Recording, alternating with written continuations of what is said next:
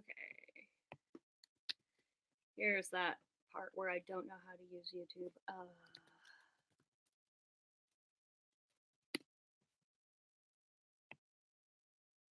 That's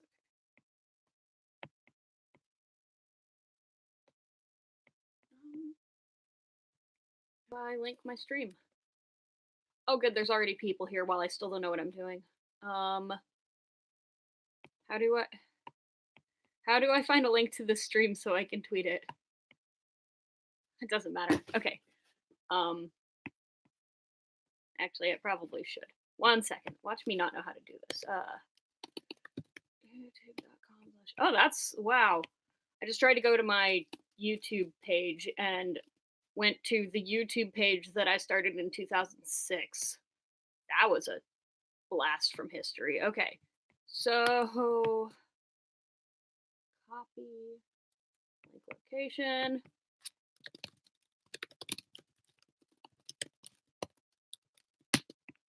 All right. Okay. Okay, cool. So we are on board. I tried to get the bed set up with like everything I need, and I didn't give myself space to actually sit here, so we're gonna have a second. But I got myself a Christmas present, and it's this thing, which I did not expect the guy on Reverb who sent this to me to actually have the original box. I always feel bad if somebody sends me something that's like used and has been discontinued for several years that's still in really good condition. Like my SHS 10 came in the box. I always go, oh, that's so nice that you took good care of this for its whole life. I'm about to fuck that up. So, who's up for fucking this up? It's not the RC300. Just so it is, for some reason it's cutting off. It's not the RC300, it is the RC50. It's the one that the RC300 replaced. But the RC50 is about $300 used, and the RC300 is about $600. So, yeah, it's old. It's not the up-to-date one, but I was looking at how it worked on, like YouTube videos, and I looked at the pedal setup and I said, oh, I know exactly how that works. I have no idea how it works, but I went, oh, that makes sense to me. And then I watched how people were doing the RC300 and I went, oh, I'm not sure I get that as intuitively. Please open this side. Okay. It gives me instructions, which is good because as we know, I'm not good with this stuff. But okay. I haven't ever posted a looping video on YouTube, have I? I post them on Instagram a lot. This pen that we're going to open this with is from Paddington Station in Ashland, Oregon, which is where my friend used to work. And they have the best pens ever. They're just really good pens. And she hasn't worked there since 2015. Yeah, since like spring of 2015. And so I'm running out of Paddington pens, and it's quite a bummer. What kind of tape was used on this? See, I've done a lot of unboxing videos on this channel, and I've never encountered this kind of tape before. Come on. Come on, bitch. This is what you guys are all here for, right? Is me not knowing how to open it. Ooh.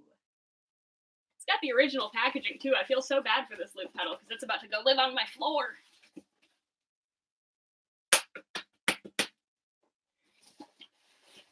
Oh, I have a box knife right over there.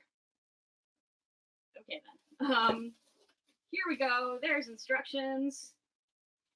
Oh, that's nice. They gave me like an actual...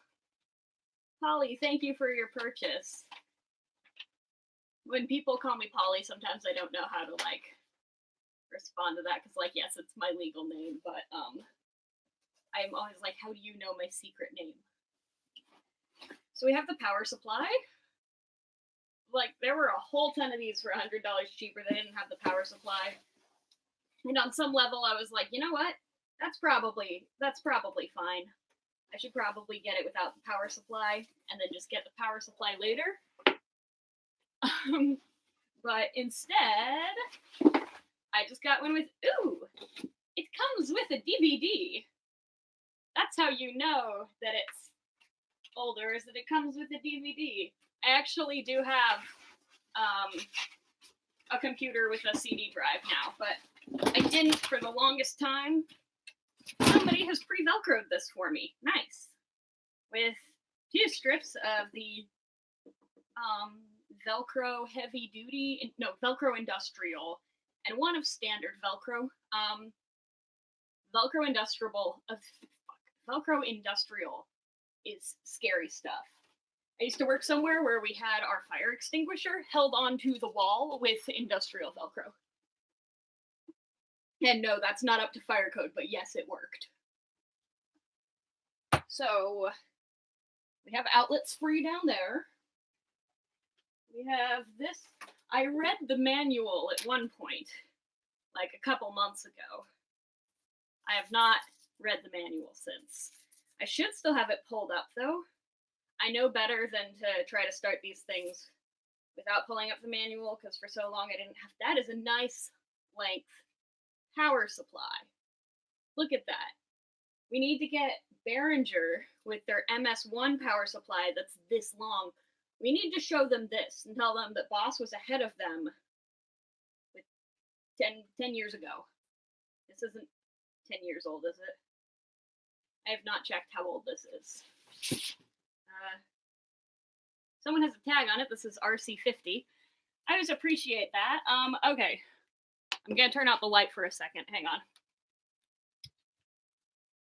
So the light can go there. I'm going to turn this back on. Okay. We have... No, let the scarf go. Where's Midnight? I lost my cat.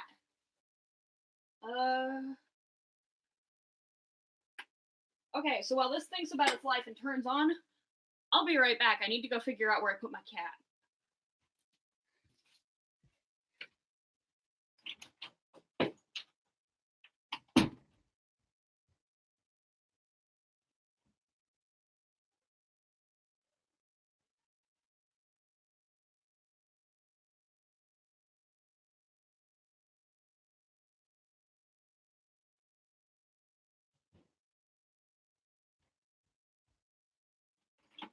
I put her in the laundry room. Crisis averted.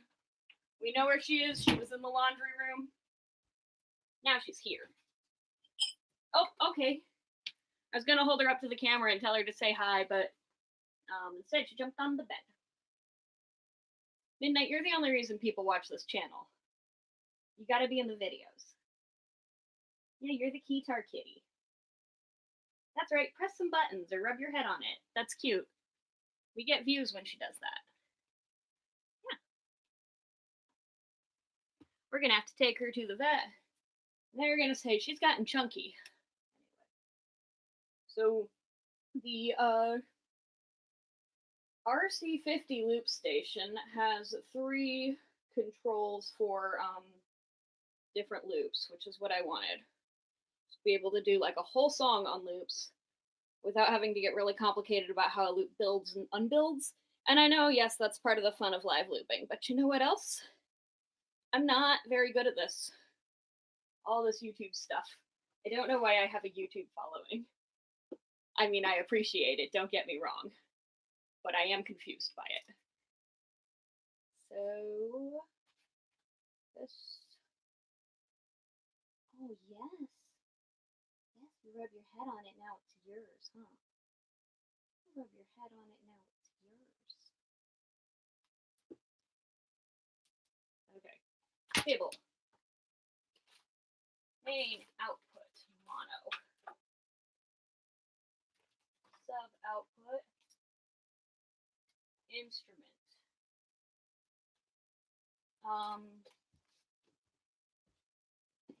So, life rule, no matter how somebody winds your cables, they're gonna do it wrong. But what happened to this one, I don't know how it ended up bent like this in zigzags. That's just how it is sometimes, I guess. Okay, so that goes in.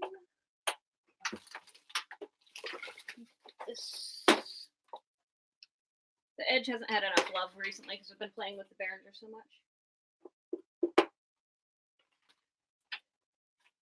So the mono output on this is right, and the mono output on the Edge is left, which is funny because they're both Roland products. Is that a convention that Roland changed recently?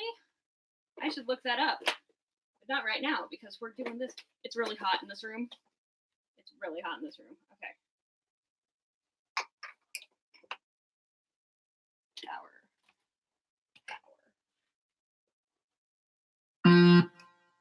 Okay, we're loud. Cool.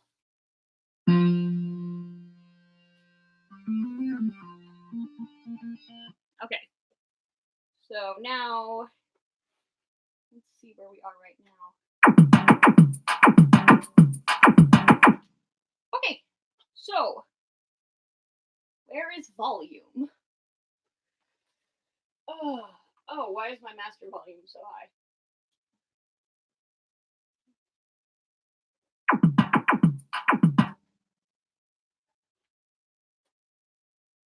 Oh, now it's recording, okay.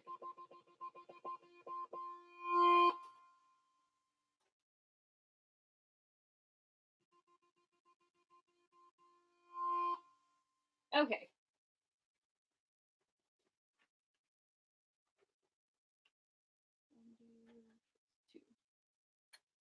Cool. I don't know how this works.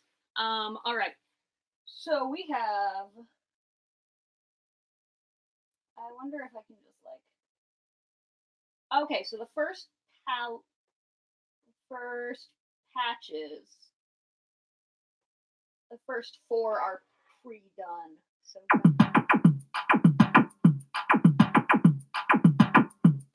Okay.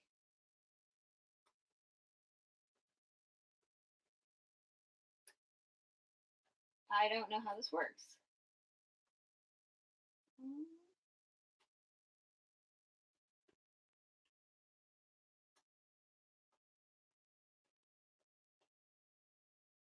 Yeah, we're gonna move up to me stop trying to figure out how to make their patches work. We're gonna go to patch number 6. I'm just gonna like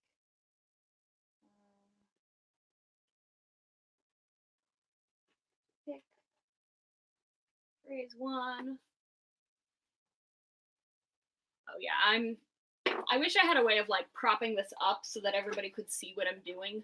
I guess I kind of do. Hang on a sec. Fun thing about the Edge, there's a little like bumper down here on the bottom so that when you set it on its end, it doesn't slide everywhere. And that's really quite great of them. So, box.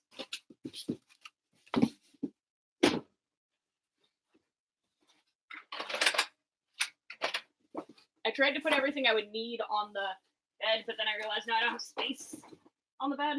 There we go. So now we can see what I'm doing. I don't think I can play it very well at this angle, but we are gonna try. I already, if you've seen my Instagram looping videos, oh, okay. My current looping pedal clicks really loudly and it drives me nuts, but I haven't figured out how to be quiet about it. So if we're gonna like, why is this on my right side? I need my right hand. Okay.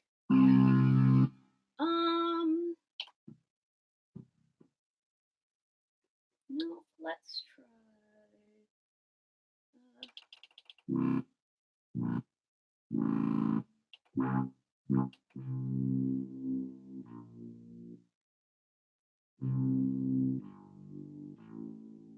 Let's just do Pachelbel. Oh, this, we've got this is the RC50, which is the thing I'm testing out now. The amp is the Behringer Ultra Tone K450FX, which was because I went to Guitar Center and I said, I want an amp that's good for keyboards, and they had a single option, and it was that. But it's pretty good. So we'll just do like freaking Pachelbel, I guess.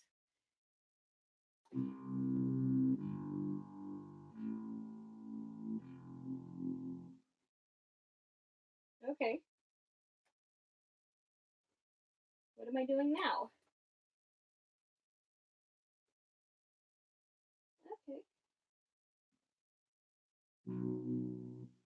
I don't know what I'm doing. This is not as easy as I thought it was going to be. Oh wait, now I'm recording something.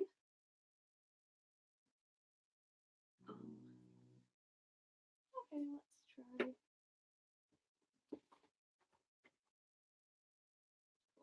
Undo. Stop. Okay.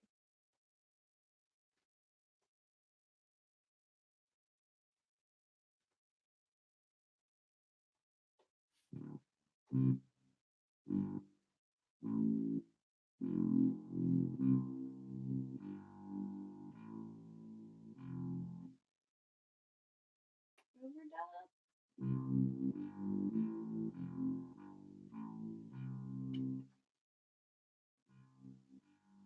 Okay, something's going on. I'm sorta.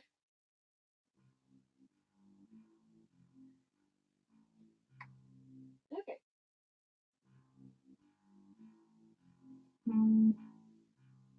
Okay, cool. Can we stop? Okay. And then press and hold to clear. I keep wanting to use, because the RC3, which is what I've been using, has like, it's got one pedal, and so you do once to switch dub to overdub, twice to stop, and then twice and hold to clear. And so I keep trying to do that out of habit. It's not how this works. So. Am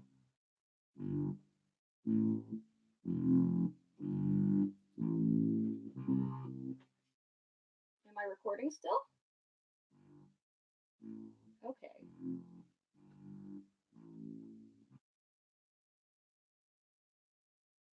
Cool. So.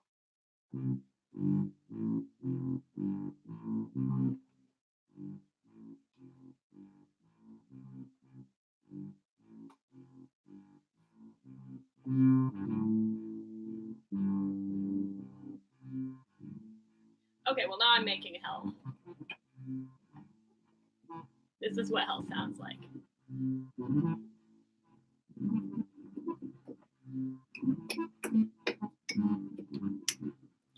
This is not as good as, it's not as good as the time that I set every parameter on the vortex to pitch bend. That was great. That's what hell sounds like. But let's see. So if we redo this. Okay. So I need to put this on my left side. Like, that's the entire point of the Keytar, is that your left hand is free. Cool. We're just gonna do that.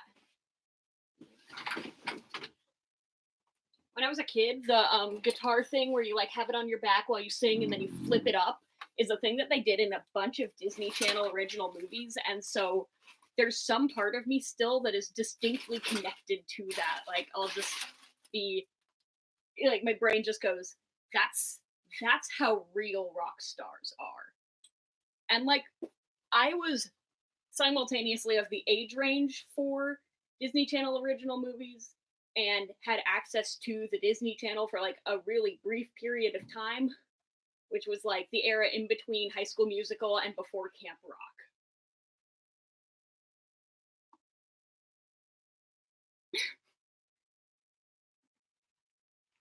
Yeah, it's defy any guitarist of any ability not to be writing a groove-based progression within minutes.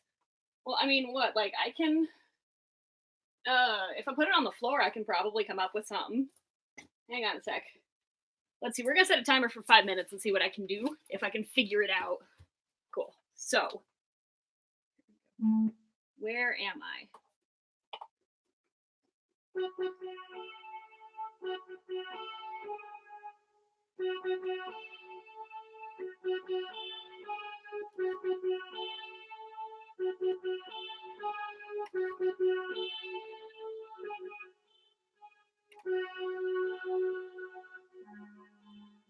Okay, undo that.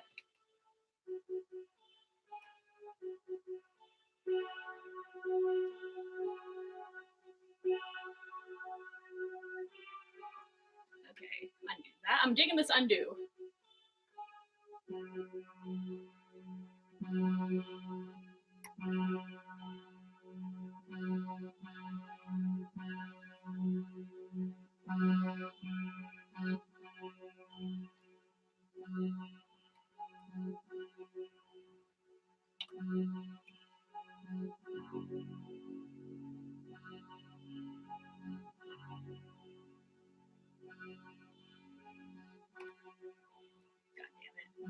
Stop recording! This is why it's useful that I don't have a microphone.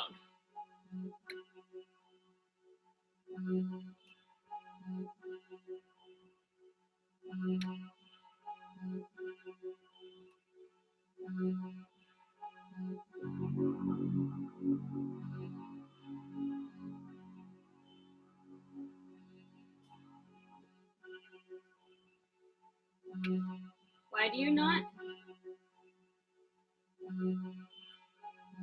Why is it not recording? How do I get to that point?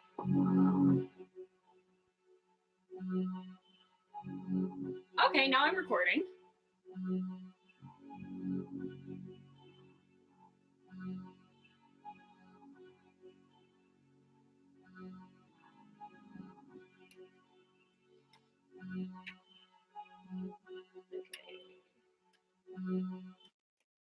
So I'm getting the hang of it, but they were a little bit optimistic with that. Oh, hi, Piano Joe. Yeah, that's not all of them. There's a couple more. There's 13 Keytars total at the moment. That can always change. It is always possible to make more. There's only one Keytar cat, though. I think that should be a thing I get credit for. I could be the crazy Keytar cat lady instead of just the crazy Keytar lady. So we got that going for me. So we're gonna clear that horrible mess I just made. I'm sort of getting the hang of this. The weird thing is that they say it has an orange light, but I'm not seeing that light as orange. I don't know. So less than a year ago, I found out that I actually just don't hear very well, which is great when you've got a music-themed YouTube channel. But I had people at work who were like, do you always ignore customers who don't talk to you or who don't look at you or who are coming up to you from behind? I was like, oh no, I don't know they're there. And then at that moment where I went, wait, other people know? Like normal people know when there's someone behind you talking, if you can't see them, but they're talking, you can still tell what they're saying. And all my coworkers kind of went, yes, Pink. Yes, we do. You're the only person here who just can't hear people talking behind you. Anyway, I don't remember why I started talking about that. But let's see. So we've got, should I bring it back up top? Is that easier to see? That's got to be easier to see. You're here to watch me unbox and test out this thingy. I don't know why I wouldn't want it up there. So there are, now it's behind me. Now you can't see it at all. All right. So we have, can we make this taller? But now you can't see the sides of it. We'll put the knitting needle case underneath it. I'm so good at this YouTube thing. Okay. Is that better? Not really. Okay.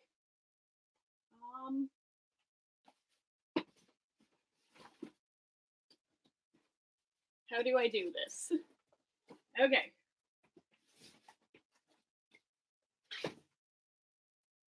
Six out of 10. Here we have it.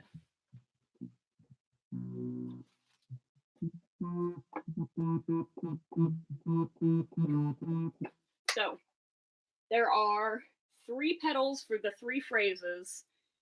There's a undo redo pedal. There's a tempo pedal, which I don't know if that changes if I record a phrase and then change the tempo with the tempo pedal, does that slow down my phrase? That'd be really useful. You've got the stop pedal. The stop pedal is useful because everybody knows there's times in your life where you're like, I really just want to slam my foot on the ground and make everything stop. And then you've got your play, record, overdub button. The play, record, overdub button works the same as the, where did I put it? Okay, cool. Well, I've lost my RC3 forever. We're just never going to acknowledge that I had it so that I don't have to own up to the fact that I lost an expensive thing in the span of this video. It's just gone forever. No more RC3. We just RC50 all the time now.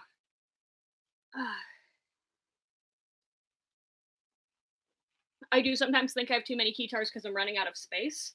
But as you can see, the vortex also conveniently holds your hats. So that helps. The Tycho hotkeys needs to come off the wall. It's not really enough of a Keytar to qualify. Did I?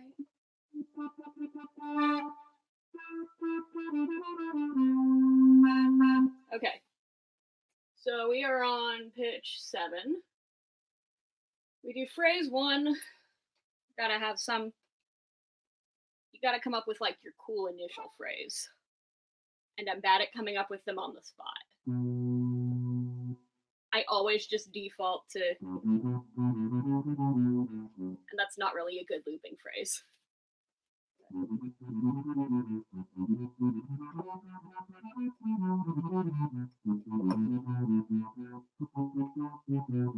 Is this a bad Keytar to sample this with my webcam where it's just this void of blackness?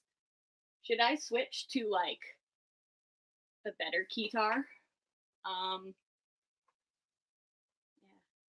So the things that I hoard, I have Keytars, old sewing machines, and Lolita fashion dresses. Those are my 3 like vices. That's what I hoard. I have 35 sewing machines that work and several that I have just for parts, including the one that everybody cares about the most, which is my sewing machine that's powered by my Game Boy Color.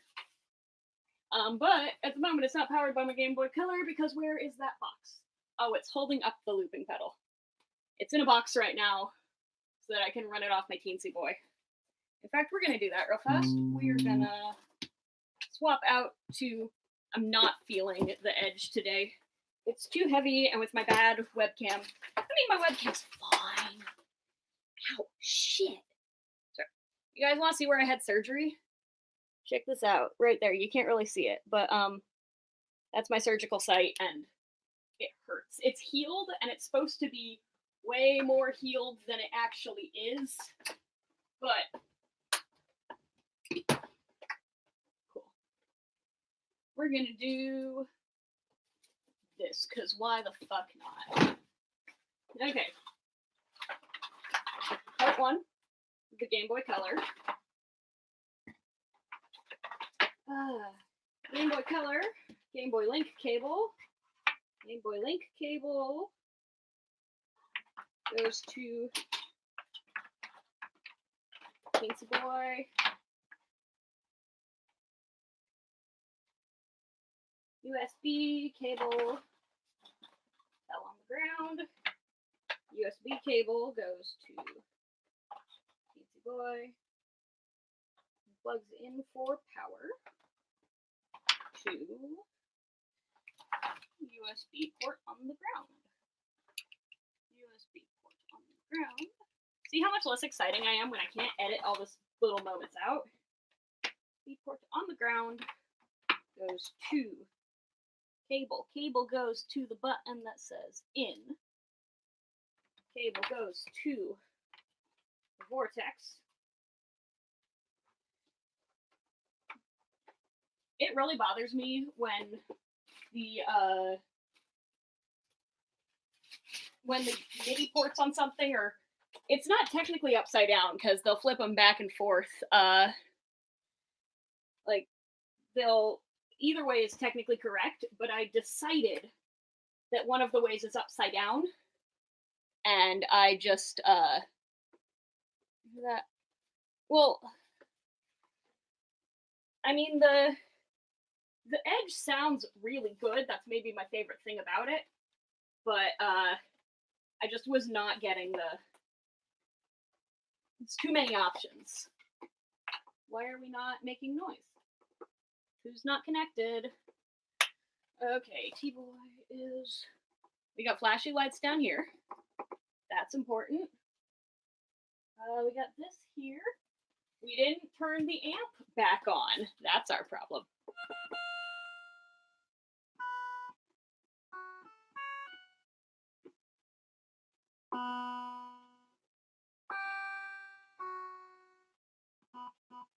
There we go.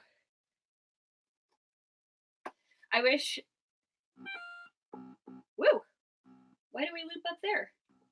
Oh, right. Because my keyboard zones are set really weird on this preset. What's low mean? What do you mean by low? You can't be low on batteries. I never use you. Why are your batteries dead? Hello, David Bowie. Glad to see you're back. We've missed you. Not sure why you're slumming it in my YouTube stream, but nice to run into you. You're one of my favorite dead musicians, so.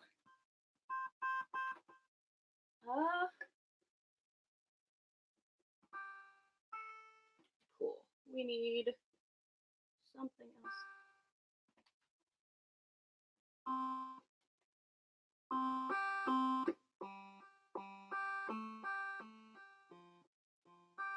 My fingers are not big enough for that.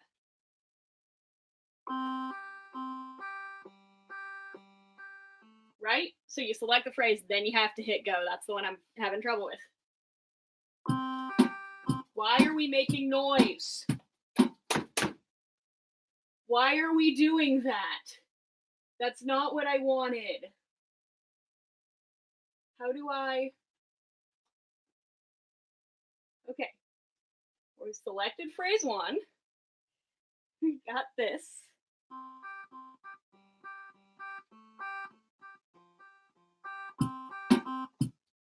I don't want any of this. I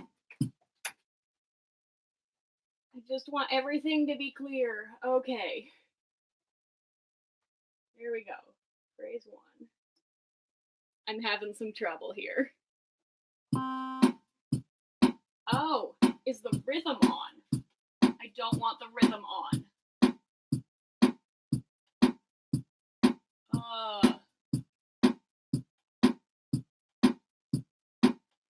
Okay. Stop. Clear. Patch 12 flashes. Phase 1.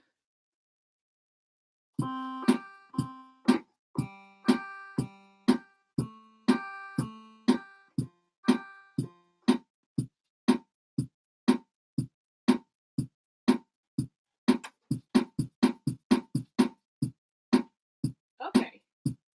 Stop. Why are the rhythms on and how do I turn them off? I should really have done things like read the instructions. Okay. Phrase 1, clear. Now we should have nothing on phrase 1. I don't want to sit here on live stream and just read the manual. It's going to be boring as hell. It really wants me... I don't know if you guys remember in the Sonogenic video when it wouldn't stop making noise and I was just trying to talk and it's playing this random ass song. I'm having flashbacks to that, but I shouldn't be. It shouldn't be happening. What is humming? Are you humming?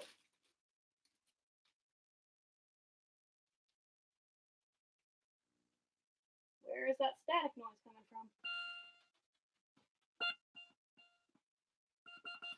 I don't want that envelope. I want that envelope.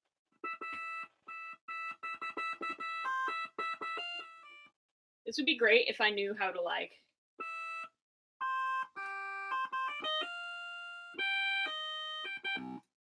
See? Something's going on here. I didn't prep this well enough. Yeah, okay.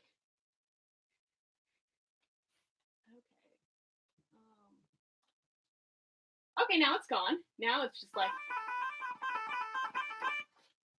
It's going to be quiet for a second, then it's going to vomit notes, right? No, because you're not recording any of this. Why are you not recording any of this? How did we get here? What is your problem? You know, I picked this one because I looked at the buttons and I was like, oh, I bet I understand how that works. I bet I've got the hang of that and I'm not going to really need a whole ton of work to figure out how it works. Stop. Clear. Clear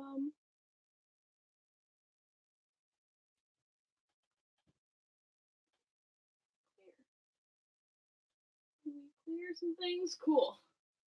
We have nothing in here. Now, it's definitely getting sound because all the sound is running through this. No, it's not. No, it's freaking not. That's my problem. I hate that I'm on stream for this because the reason it was not recording anything was because I had just set this all up without it going through the looping pedal. I'm so bad at this. I quit. I'm done with. There's no more Keytars. We've ended the Keytars. Keytars are over.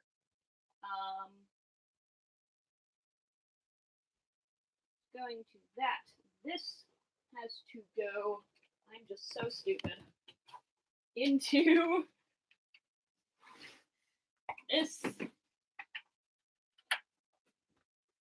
Goes back on. So now we have Keytar. 2. Interface.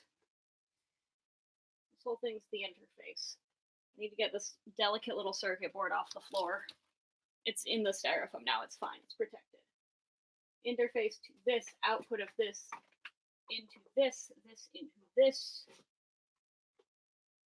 Now why do I not have sound? Where is my sound? That's getting sound. This is going into input 1 mono. Output here. I muted this track because I'm stupid.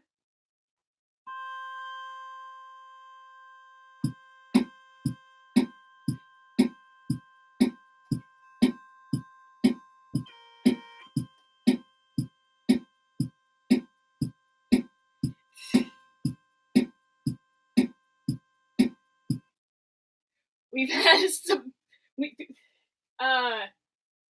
We're gonna clear all that and pretend none of that happened. It is the Boss Loop Station RC50, which is the one that came before the Loop Station RC300, but I didn't want to spend the money on the 300.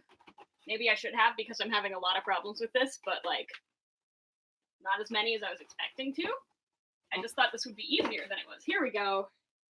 That looks better. Cool.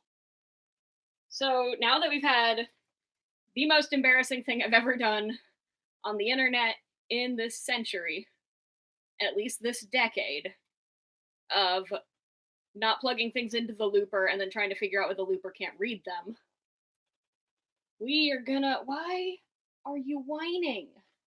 I don't like the whining. There we go. Did I just... There we go. Cool.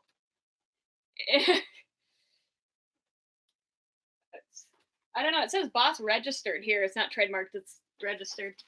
One of my friends went to law school and he could have focused on anything. He focused on copyright law. It's made him a real winner at parties. Cool, so now if we can just clear this rhythm track, which I got off initially. So if we...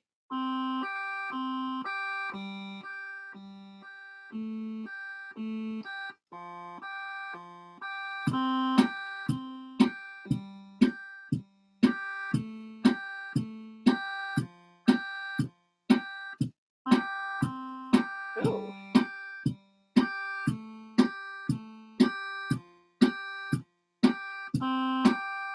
Okay. Can we make this not as bad? So that sounds awful, but...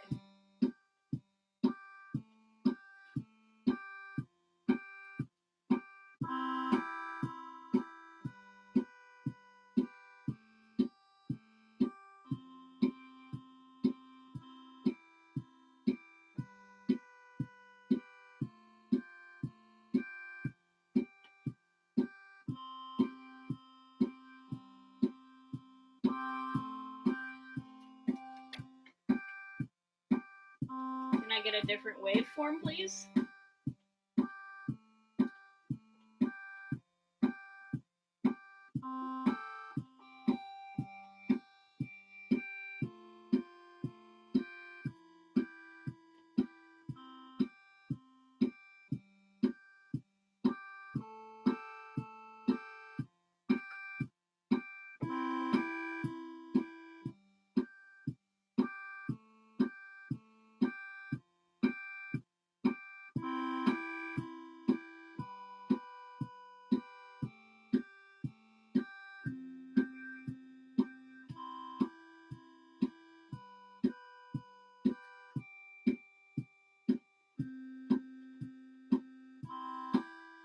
Okay, we got it figured out. Yes. Cool.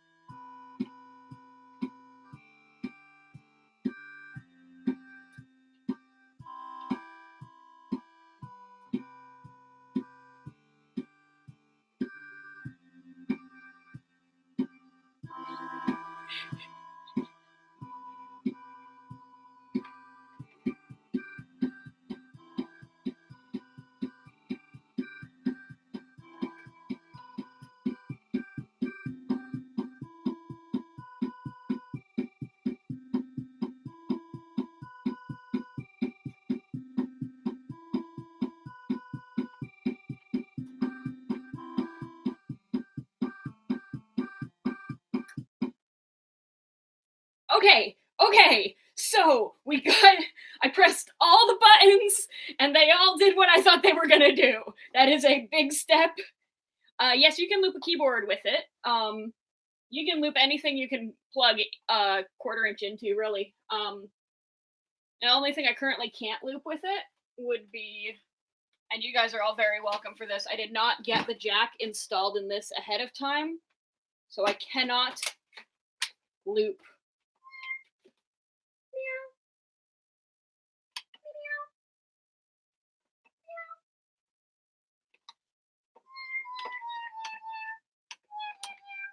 Anyway, so we are not hearing looping Meowsic keyboard tonight. I started learning how to put a jack in that, but you know what? I fucking majored in theater. I didn't major in lighting. I majored in costume design. You know what? So you learn like how to cable the lights, how to fold the light cables. You learn how to put them up, but they don't give you a soldering iron for that. You don't get the soldering iron for that.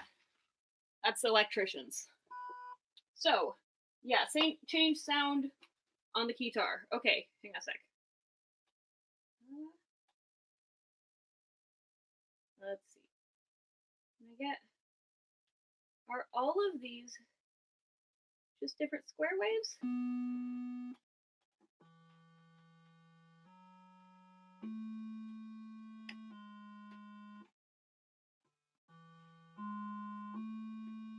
How do I turn off? The thing I don't know is how to turn off the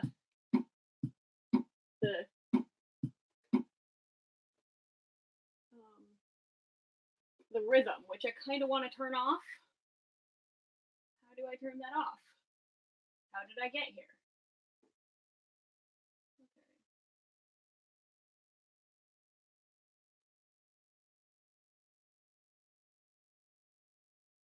Overdub, loop quantize, momentary punch. Which button says? Which button turns off the sound? Oh. Cool. So if we go down to 12, I like that. Cool.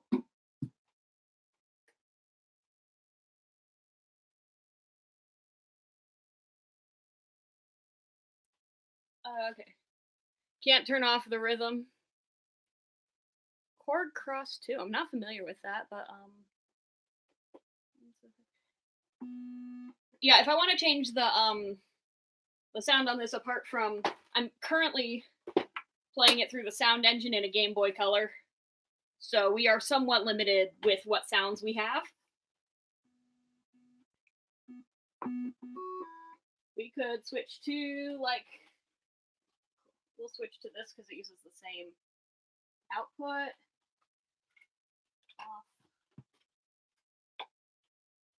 Oh, but then I need that dongle. This YouTube crap is so hard sometimes.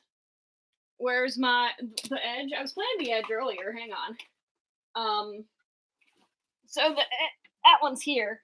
And then the other, the Axe Lucina, the AX Lucina, that one's in my car because sometimes I go to Starbucks and I need a Keytar and I don't know when I'll be going to Starbucks, but I just need the Keytar. So it just lives in my car right now. So we're going to play this through the world's cheapest MIDI engine. It carefully turns your beautifully built Keytar into like a knockoff version of the Yamaha Portable Grand. And it's apparently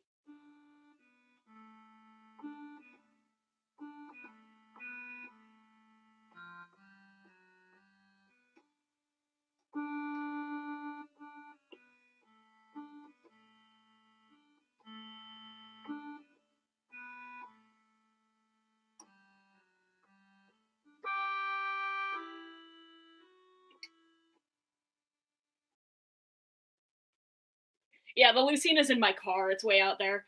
One of my friends is getting trained as a police dispatcher, and they were talking about like what is suspicious looking cars. Or like cars that are missing the front bumper and have enough stuff inside it that it looks like someone's living out of it. And she's like, I don't know how to tell Polly that her car looks suspicious, but I drive a suspicious car. Hopefully nobody's going to break into it. The alarm system still works though. So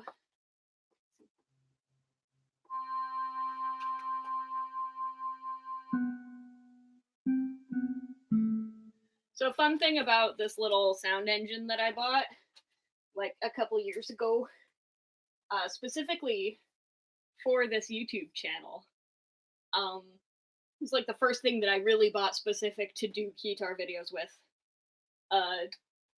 It just changes sound sometimes. It just arbitrarily will be like, oh hey, now we're a different sound. So I can't Google how to do it either. Let me see.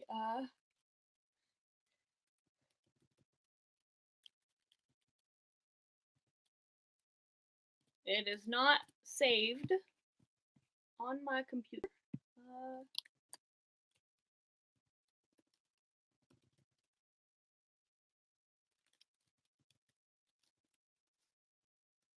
Is it in my downloads? I know I downloaded the manual at one point. I download a lot of stuff, wow. 99 more downloads.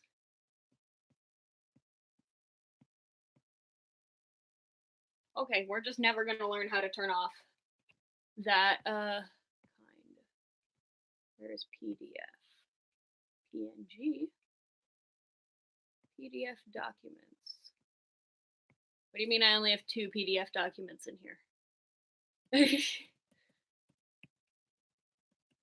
Are you telling me that the pure sounds of the Game Boy Color is not your ideal aesthetic there?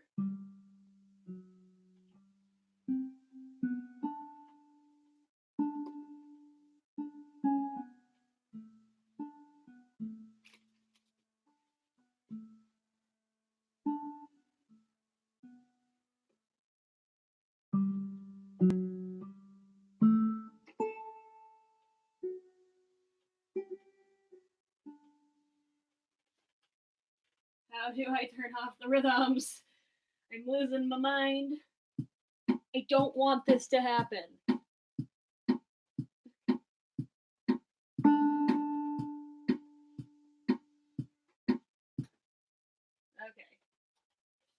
How do I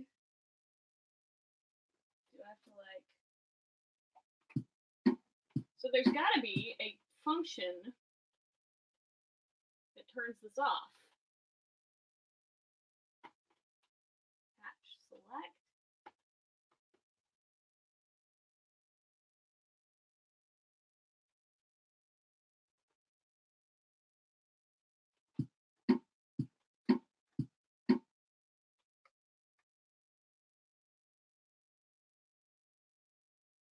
Anybody out there, guide level to off/left.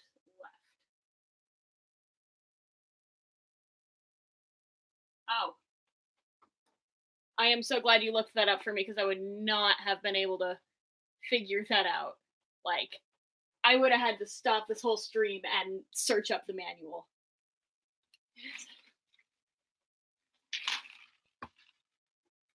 Cool. So let's clear this. Then we can, let's see.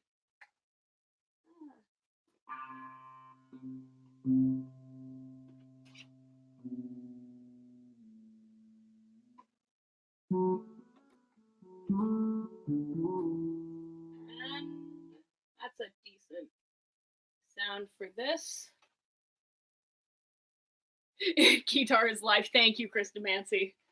Everybody should sub to Christomancy if you guys are into Keytars, because he has a dedicated car Keytar that he plays when he's stuck in gridlock traffic delivering pizza in Las Vegas. And if that sentence isn't enough to make you interested in his channel, there's more also there. But Las Vegas pizza delivery Keytar guy, good description. Go sub to him. He just made a comment. And so,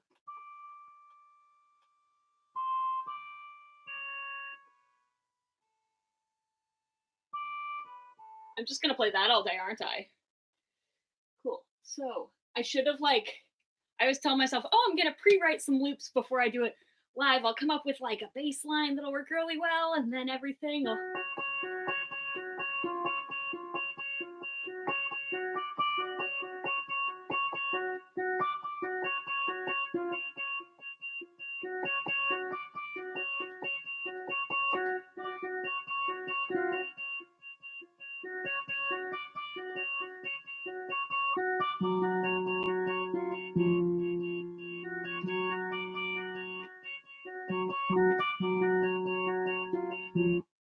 Cool. Well, that happened. Okay.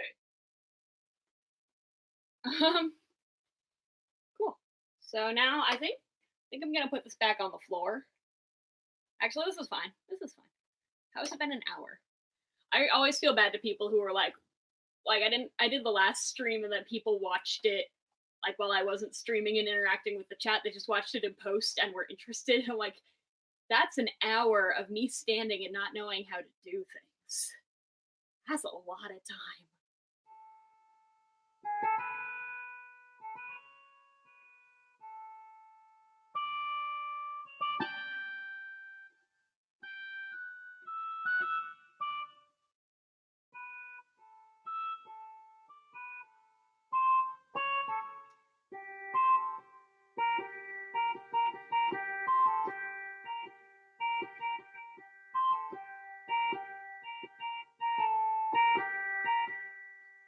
Okay, let's clear everybody.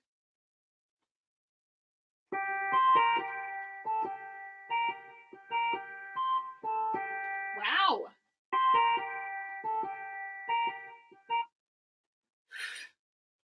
It's a work in progress. Cool. Let's see. Thank you.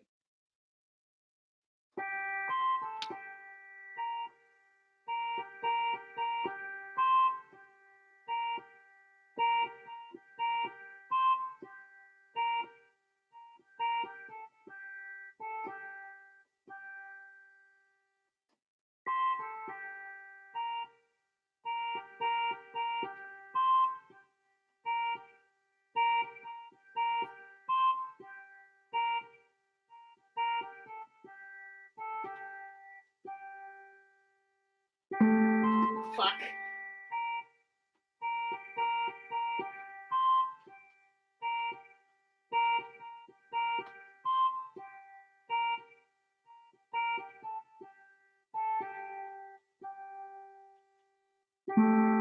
Yeah, that's what I wanted to undo.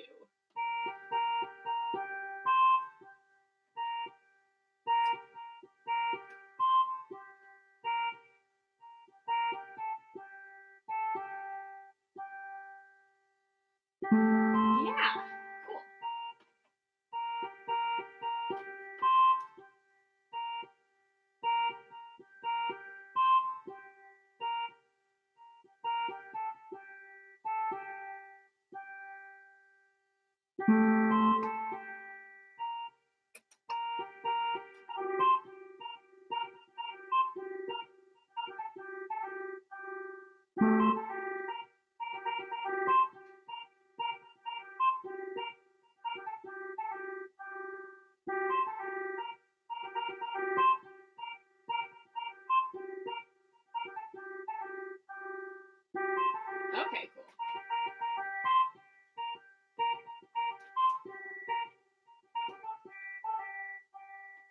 Stop. Everybody stop. Cool.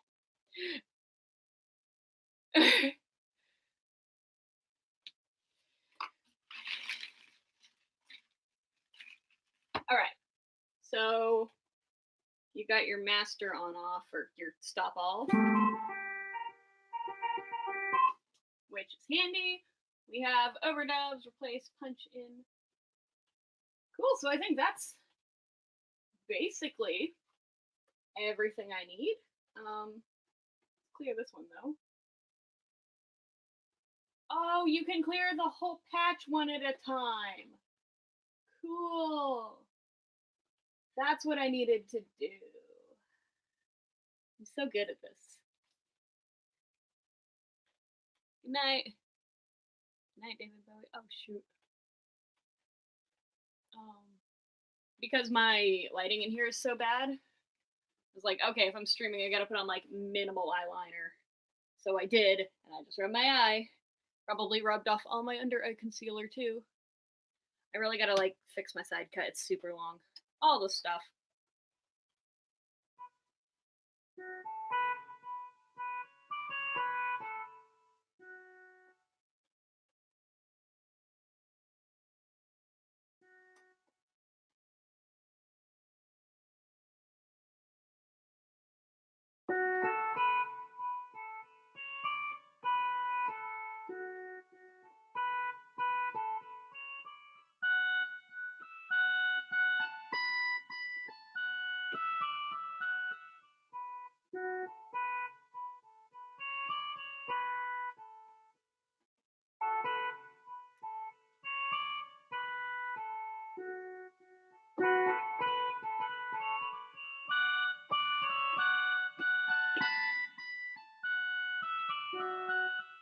There's a way to play this in a round that sounds really cool, but I can't remember what it is.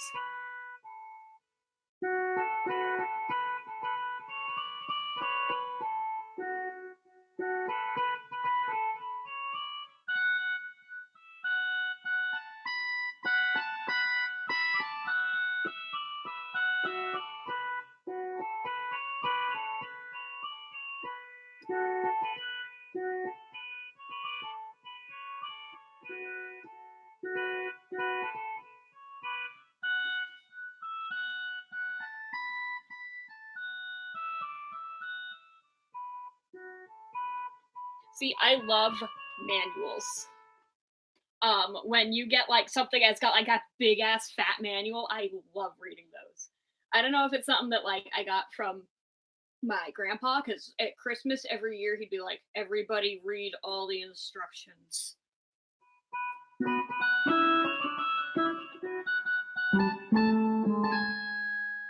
Damn it.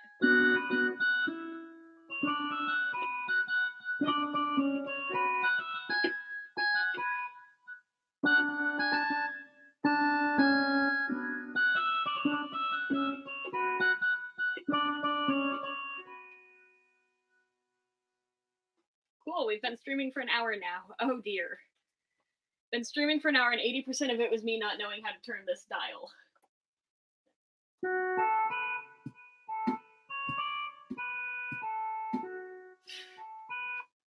So we got that going for us. I wonder if that actually would work better if I select phrase, clear phrase. No, it won't work because that's in 5/4. Damn it.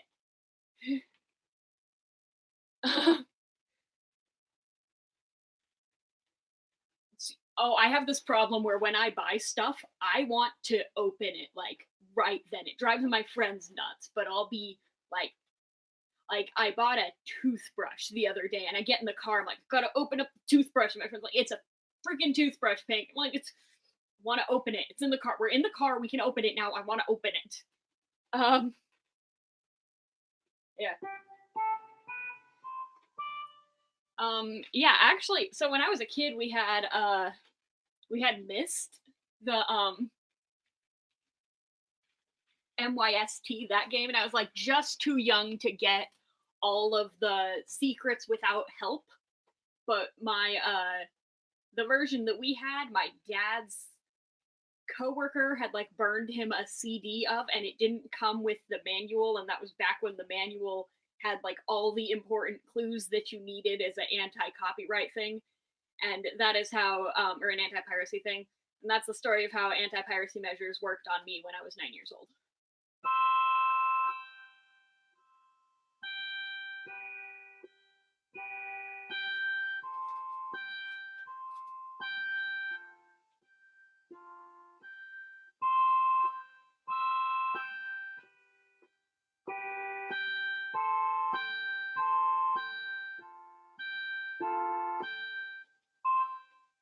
There's a skip every time that I switch from record to play. It doesn't come around on the second loop, but it comes around when I hit it the first time. Not a fan of that. I'm sure I'll learn to work around it, but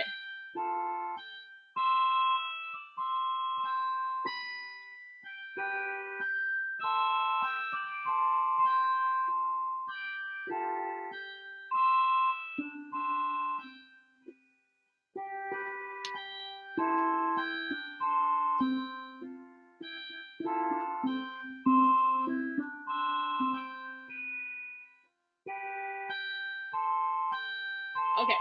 Takes me a while to remember that if I hit that, it doesn't immediately start the loop. Okay.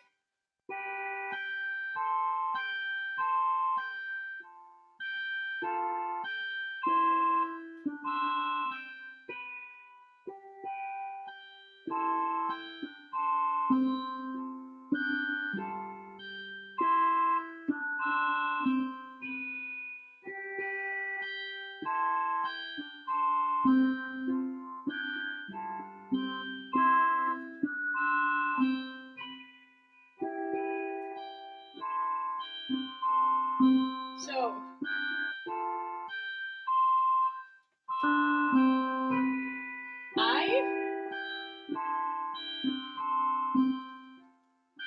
oh, cool.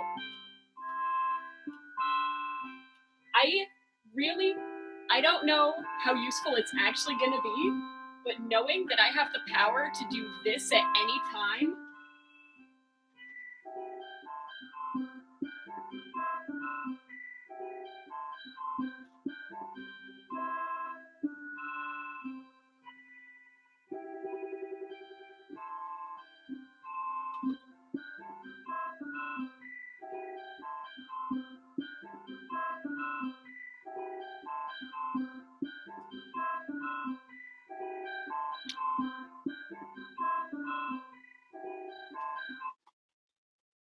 I am gonna abuse that to no end.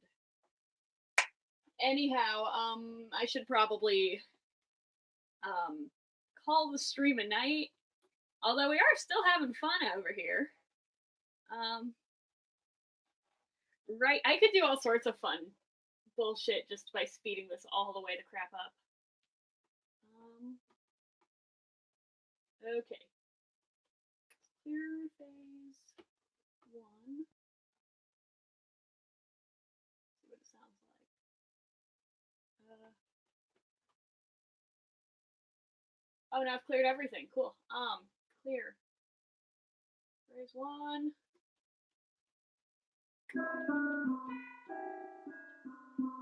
Let's clear phrase 2.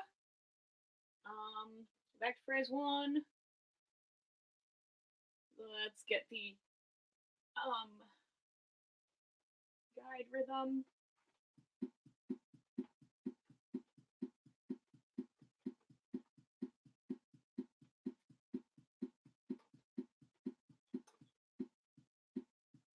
Alright. Cool. Stop. Select phrase 1, clear phrase 1. Okay.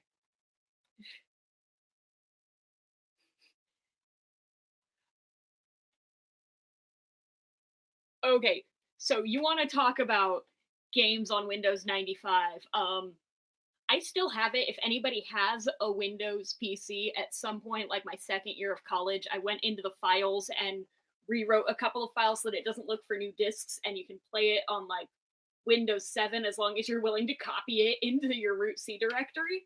I have Zork Grand Inquisitor, the last in the Zork games, and it's still my favorite computer game of all time. Which was also another one that my dad got from his pirating friend at work. My dad's a lawyer, by the way, so my dad went to like lawyer conventions where lawyers go in the office and they talk to their co-lawyers, and they were just in like 1997. They were just like handing around pirated software all the time. So let's see. So I got tempo going.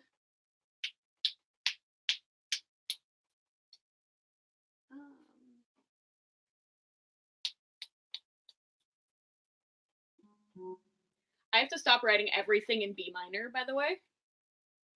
Yeah. So note, ZGI, it's a point and click, and it's genius. It's forever controlled how I think puzzle games should work, and how I think,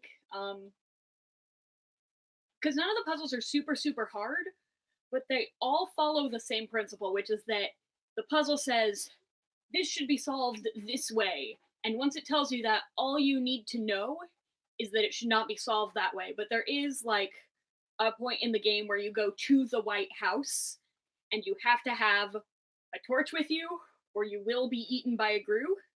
You have to actually go to the White House twice. Once you're a dragon and once you're a thing named the Brog.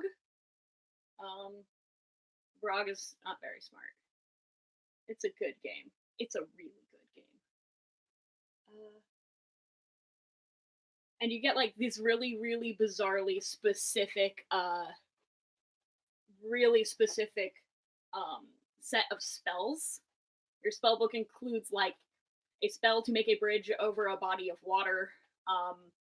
You have like logical spells like simplify all instructions, and you have turn purple things invisible. Like, seriously, I think I still have it in my Google Drive somewhere. I will send anybody who wants. It's a big file because it's the entire game, because when I figured out how to rework it to work on modern computers, I wasn't very good at like I'm not good at programming right now, but I was really bad at it at the time.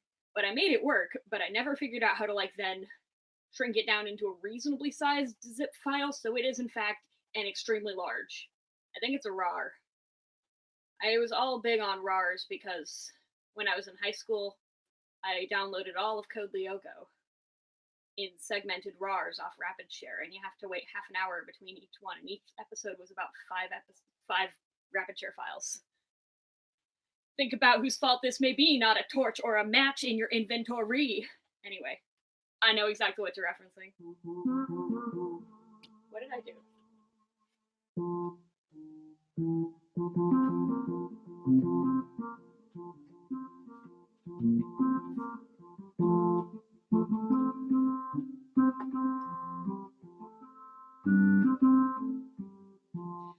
For a lot of years, if you looked up the sheet music to A World Without Danger for easy piano, you found something that I had transcribed back when I was in high school that somebody then later found and started charging people money for, and it made me so mad.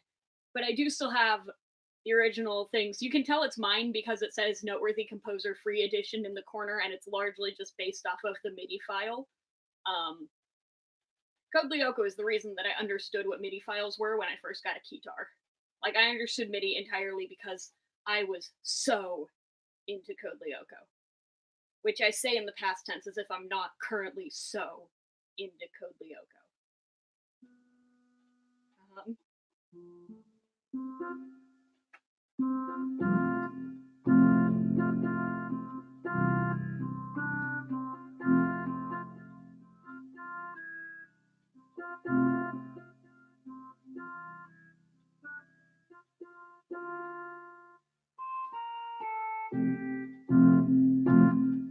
Okay. So yeah, I was part of this. I was number 3 top poster on this forum called Tech Links, which later this chick named Regina Hikaru Zana got mad at the guy who owned the forum for, and she like reported us for piracy. We were absolutely nothing but pirates, but she reported this community to Moonscoop, who owned the rights to Code Lyoko at the time, and they got it shut down, and I lost a bunch of my friends. And now anytime, because I know her first and last name, I'm not going to say it right now, but I know her first and last name, and anytime that I run into it, and it's like a relatively common, people named Regina might have the last name she has, and every time I run into it, like, did you destroy the closest thing I've ever had to an online family? So, I have to remind myself that there's probably a lot of Reginas out there.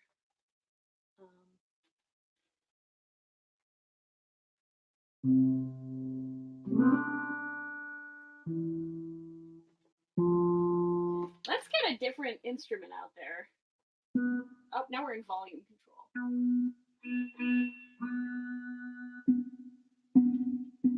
Why is my reverb all the way up? Okay, cool. So yeah, now I'm not even really playing the Keytar. I'm just talking about like the first fandoms I was directly involved in. But yeah, first fandoms was Code Lyoko was the first thing I got like all out into. And I honestly was more into Code Lyoko than I ever was into Homestuck.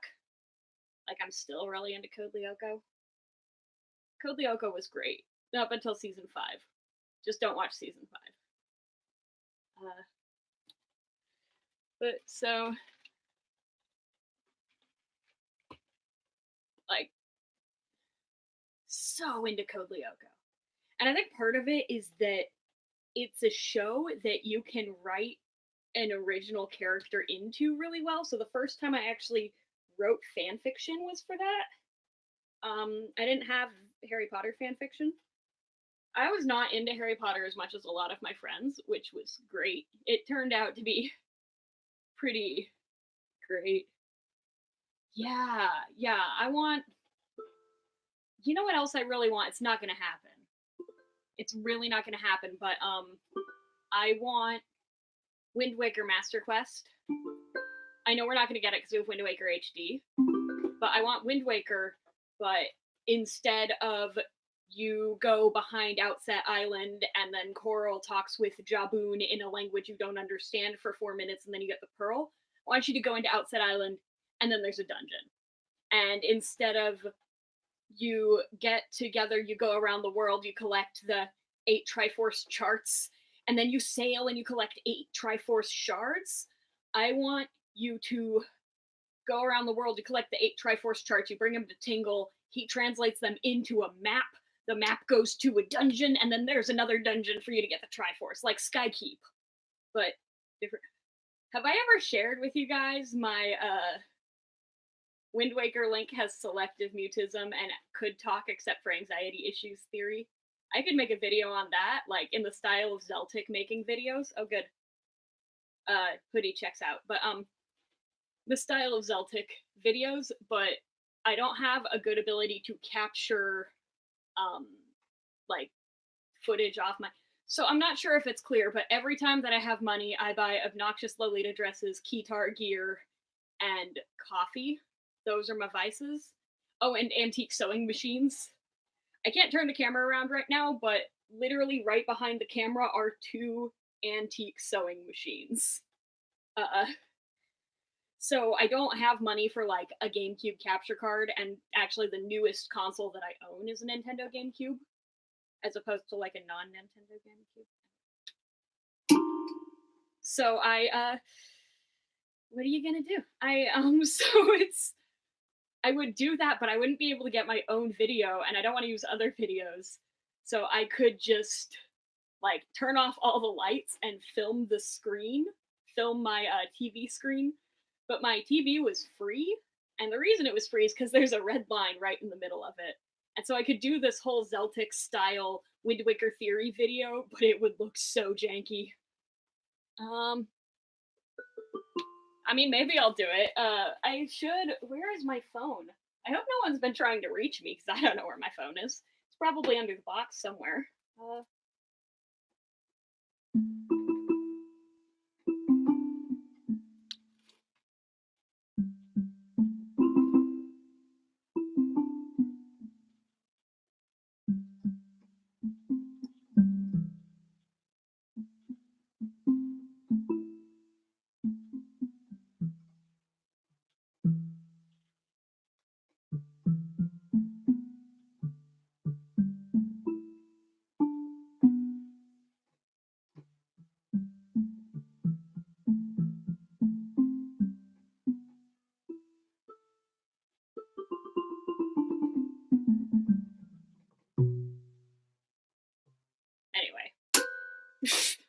was great. Okay. So yeah, that's basically it. I don't know. Every once in a while, I need to post something on YouTube for my Lolita fashion blog, which actually has more followers than my YouTube. But I'm always afraid, and I have to preface it with like, not for Keytars, not about Keytars. What are you doing? She's just been sitting there, angrily ignoring me. Are you mad at me? Are you mad at me? She's always mad at me.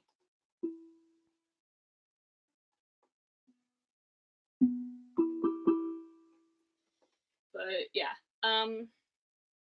Also, part of my selective mutism theory relies on something in Skyward Sword that I assume is true because I've watched other people play, but I haven't actually ever played Skyward Sword. Because again, newest console I own is a GameCube. I'm not editing things. Usually I put that so that I can edit stuff in there, but this is a live stream. I don't know what I'm doing. So I should probably just loop some shit, but so it kind of relies on that, and I'd get called out for being like, that's not actually how Skyward Sword works. But it's a really good theory. It relies on the assumption that Miss Murray, is undeniably related to the Sheikah. And so, you know, she's related to the Sheikah, which is what, because Wind Waker Link only talks like a couple of times. He says, come on, in the Tower of the Gods, and then there's a long dialogue options with him and Miss Mary, with him and the Deku Tree, and with him and Mila, who steals the, who robs the safe and gives you the bottle. And, so, selective mutism is an anxiety symptom where you can't, if I talk about it too much, I can't talk anymore. It's amazing. Where you, like, anxiety prevents you from talking to an extent that even if you're going to get in trouble, even if people are going to get mad at you, you still can't talk. And that happened to me a lot when I was a kid. Sometimes still happens now. I'll be watching a movie and I'll be in the middle of it, like, oh god, I hope nobody talks to me because I don't know how to talk right now. And anyway, so Miss Mary is Sheikah, so she can read minds. That's what happens. He isn't talking to her, she reads his mind. That's the whole story.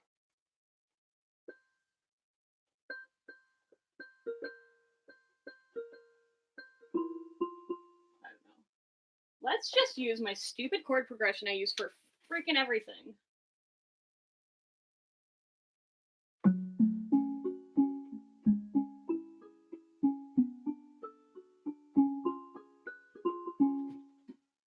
Oh, I wasn't recording. Right. Something I like about the RC3 that this doesn't do is that it will play,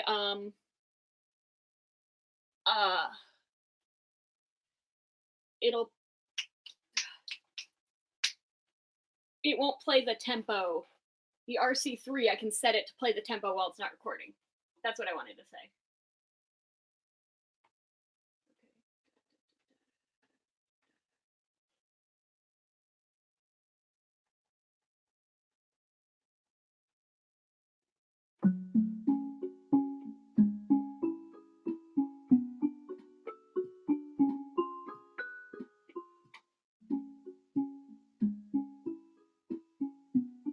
Right. Okay, no, that doesn't work out at all.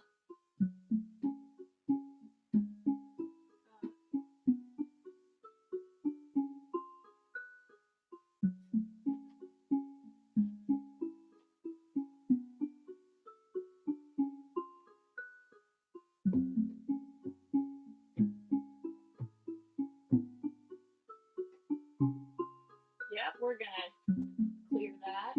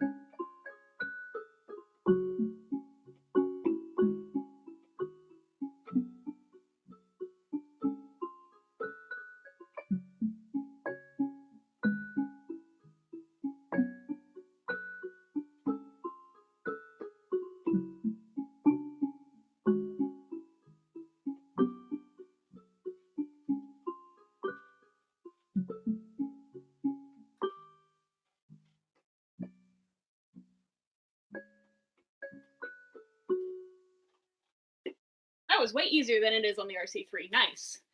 Yeah, no, well, yeah, no, neurodivergent, and I had somebody the other day, I was talking about something, and I was like, well, she's like, well, it's an anxiety thing. I'm like, well, yeah, I have bipolar, I understand. She's like, no, it's an anxiety thing. No, as somebody whose life cycles between depression and anxious, euphoric, or dysphoric mania, I don't know anything about anxiety. You're right. Thanks for putting me in my place, Courtney. Well, you know, bipolar's. You know, I've talked about doing. I was like, oh yeah, I should do Lolita stuff for this. Like do on this channel just to. But I just want like to get a point for saying I do actually like. See, look. I have the big head bow. There we go. I'm gonna do the rest of the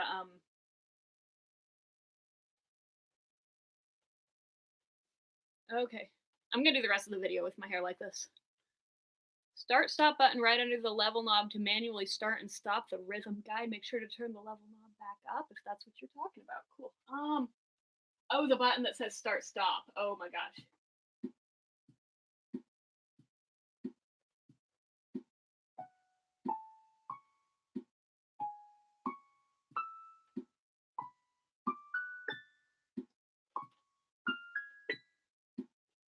Okay, cool. Thank you. Cool. Awesome. Thank you. That's actually super, super helpful. Because, like, I like having a rhythm track, and this one actually comes with several. What I really, really wanted, though, and it's what I got, is the ability to have different patches that you can switch on and off at different points, so that you can put an intro, record the intro, and then pre-record other stuff. That'd be really handy. I'll do something with that. I don't know what I'll do with that, but do you want to be in the video? Do you want to be in the video more than just staring at me? She's not happy with me. I don't know what I did, but she is not happy with me. Yeah, you're the Keytar kitty. Oh, meow, meow, meow. Meow. Meow, meow, meow. Oh, I'm stuck. I'm stuck. Say hi.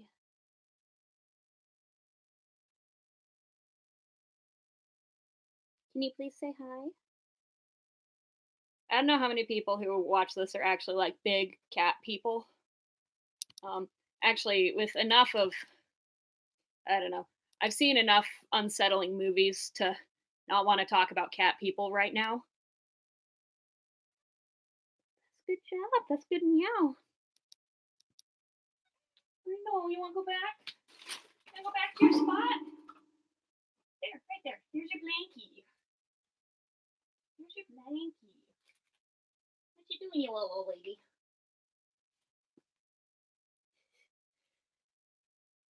Kitty. Do you wanna? Should we get midnight? Do you want to get the sonogenic out so that you can play your Keytar solo? It's the only thing it's good for is Keytar solos.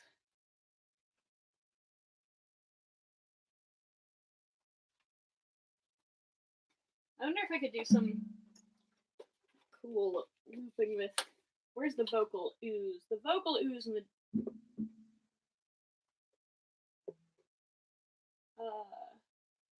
Vocal ooze are in like a.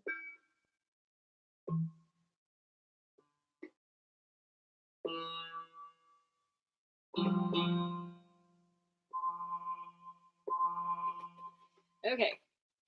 Let's try. Oh my gosh. How do you play that? Hang on.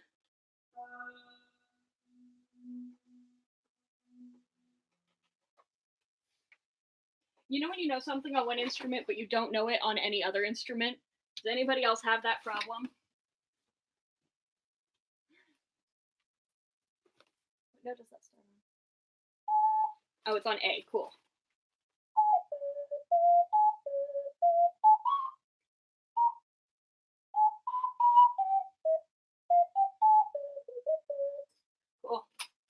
in A minor, that's fine. Once you know what key it's in, everything falls into place.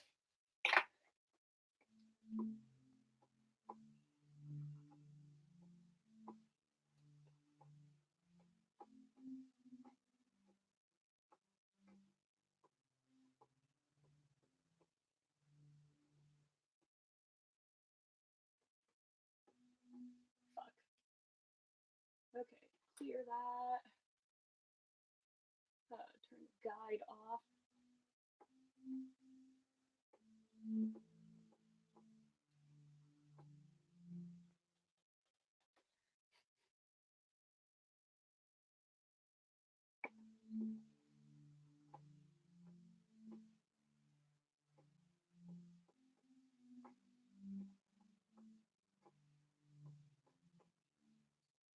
Why are we overdubbing? We're not supposed to be overdubbing. We're supposed to be on a clear patch.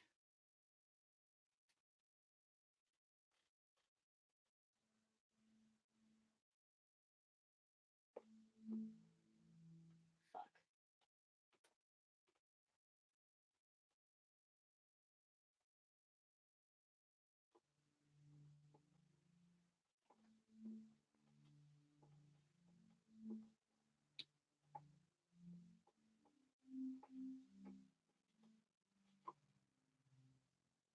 Why are we doing this? Can we clear? Here's our patch. Clear this patch.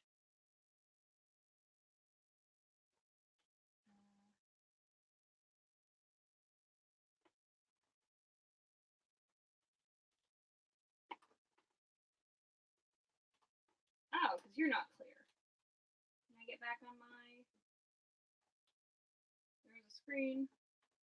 I was on. I don't know what screen I was on. Clear that, please, so that we have everybody clear. Cool.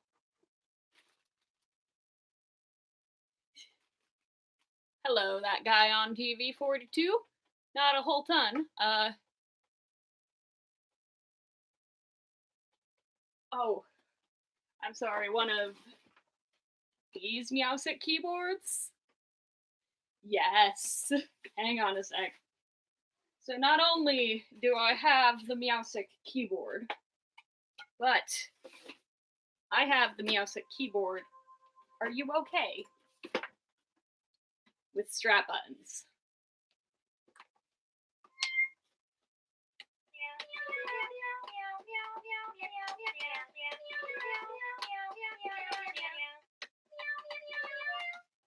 Wow.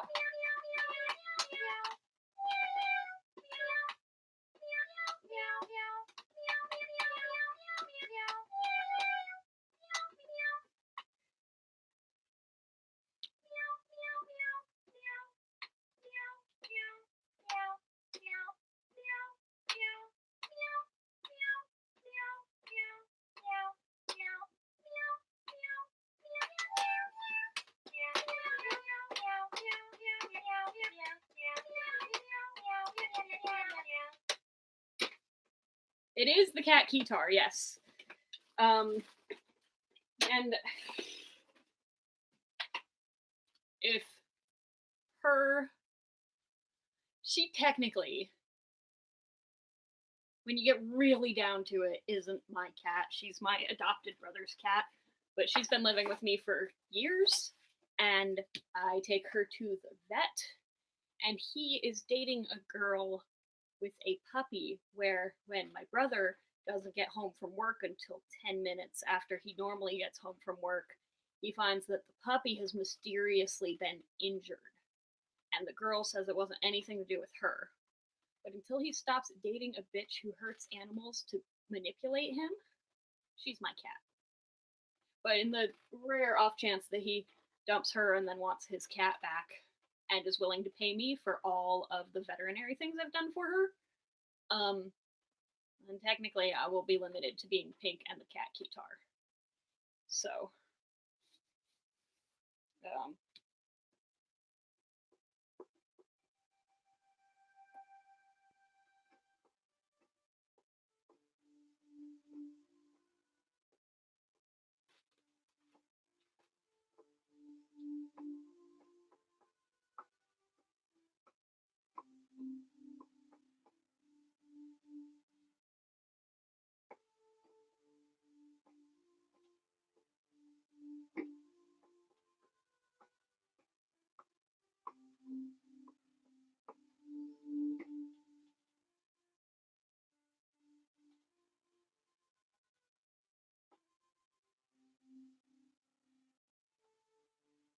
I fucked up that loop. I would recommend the Vortex as a first Keytar. So the currently available Keytars out there, if you want to buy one brand new, you've got the Vortex, you have the Sonogenic, you have the AX Edge, and you have the Behringer MS-101. And if you want a monophonic synth, the Behringer MS-101 is your best option. It's really fun, but it is monophonic. You get one note at a time. And if that's what you're ready to commit to, then it's good. Otherwise, if you have $1,000, the Edge is probably the best Keytar I will ever own. I love it so much. I just wasn't playing it right now because everybody deserves a chance, and also because black on black keys with my webcam is not a great look. So that gives you the Vortex and the Sonogenic, and they are the same price. But the difference is that the Vortex is a well thought out, well built musical instrument, and the Sonogenic is a crappy retool of something that was always intended to be a novelty. So the Sonogenic just kind of, it's like they put it out because they thought it was going to be good, and they really, really committed to jam mode, and jam mode is a really bad idea. So you're paying for something that's just not that great, and it's not like everybody goes, oh, but it's got onboard sounds. I'm like, the onboard sounds aren't any good. And it has a onboard speaker, but the speaker is located back here. It faces the other direction, so it's about as useful as playing with headphones. And so it's really kind of a poorly designed thing. There is the SHS 300, which is the one that they're releasing in, I think they're releasing it in Europe, but not in the United States. Hang on a sec. We're on eBay, SHS 300. Okay. Keyboard, Sonogenic SHS 300, white from Japan, $259.82 with free shipping. Okay. So that is going to be $278.66 with tax. All right.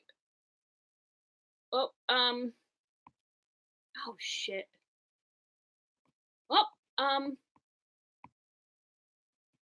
so before January 22nd, I will be able to review the, I just impulse bought that real bad. So, yeah. Why did I do that? And there's the order confirmed.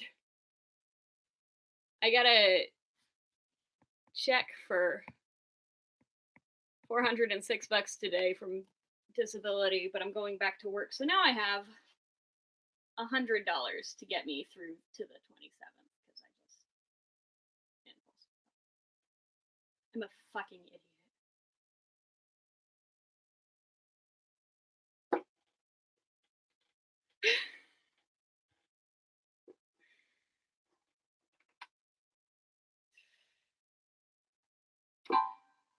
I was like, oh, that'll be funny if I just buy it while I'm on the stream. It wasn't that funny. But, no, the Vortex is like a symptom. Oh my god. Well,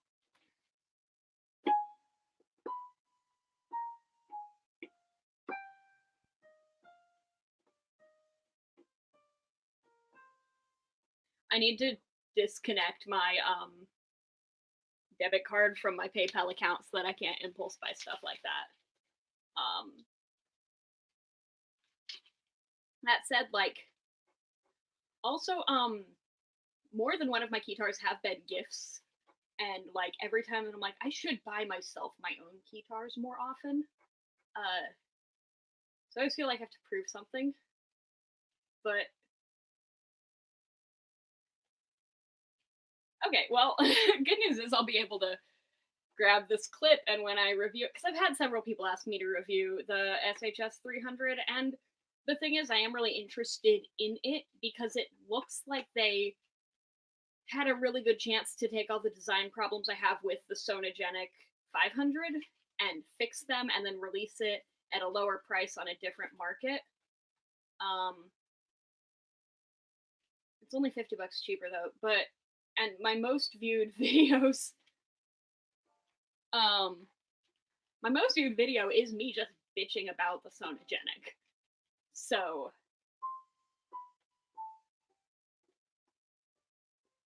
I mean, I could, but at the moment, the only Keytar that I'm really interested in getting rid of is, I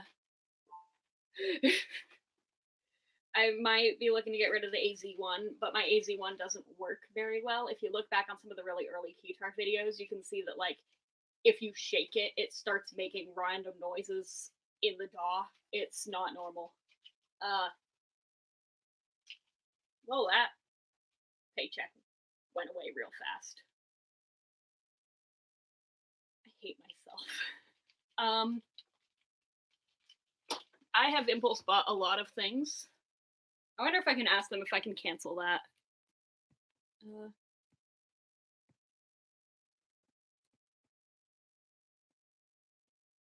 Show additional actions.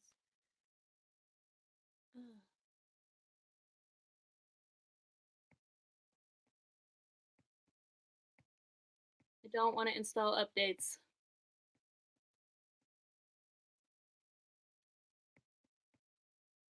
Yeah, no, eBay does not have a cancel option. I actually have considered the reface, and the reason why I haven't reviewed the reface yet is that there are 4 of them, and I want to review all of them, but I also don't want to own 4 more Keytars. Oh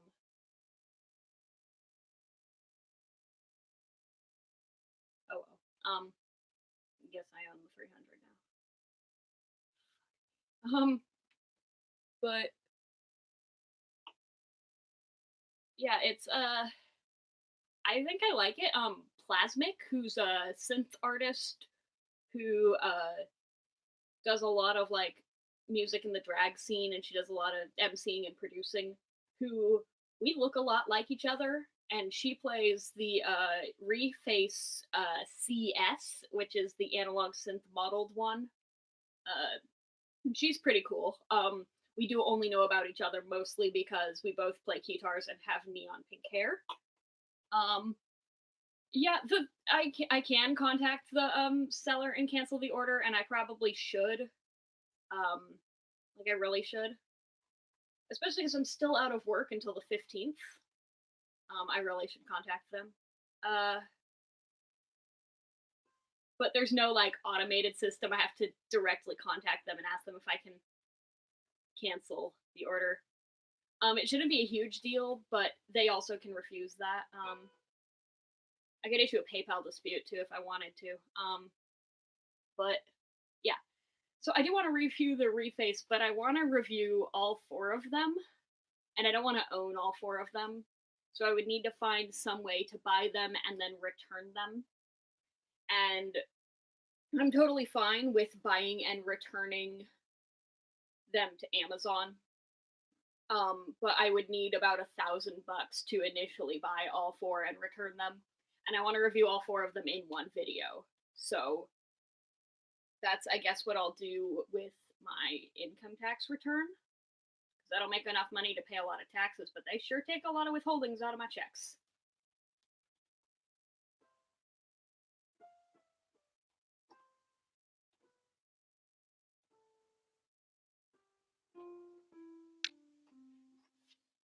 Yeah.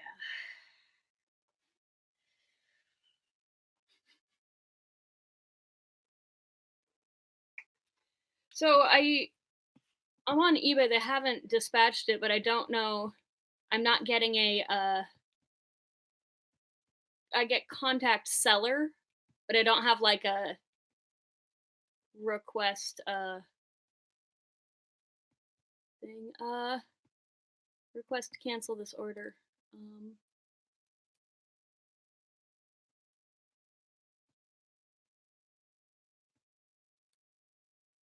I can still ask seller to cancel. Damn it. I mean, I want it. I just also need the money. It will take no more than 3 days for the seller to confirm. Okay. Got it. We want to cancel our order. Okay. Yeah. Thanks, guys. You know, it'll be great also once I go back to work. I've been out of work since, like, for an entire month because of my hand surgery, which was, like, a relatively chill thing, but, like, okay, so, again, this is just, like, me not even pretending that I'm YouTubing anymore about Keytars. This is just me talking about my life. I have not been able to knit for, like, over an entire year, and check out this shit I'm making. Check out this fucking knitting.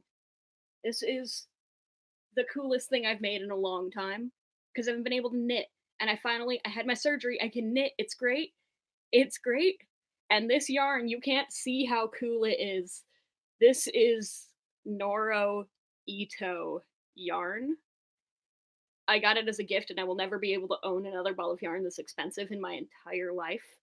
But it's staple dyed, which means that they dye the fibers before they spin them into yarn, and then each piece of the yarn has different fiber blends. None of it's a solid color, all of it is multiple blends, and then they merge together into, you can't really see it, but it's like a, right, I love this yarn. Oh good, there's more people here, and I'm like, hey, look at me, I'm playing with my new looping pedal, and it's just me talking about yarn. I'm a mess. Okay. So if the seller doesn't let me cancel that order, well then I'll get to review that. I will review it later, and I will buy that Keytar for myself when I'm back at work. But I've been out for a long time. Like a month, and then I was like, oh yeah, 290 bucks, that's not bad, I got that. And then I remembered I have like 402 bucks to get me until the 30th of this month. So that's gonna be fun. Maybe I should actually loop some shit. Like, actually make some.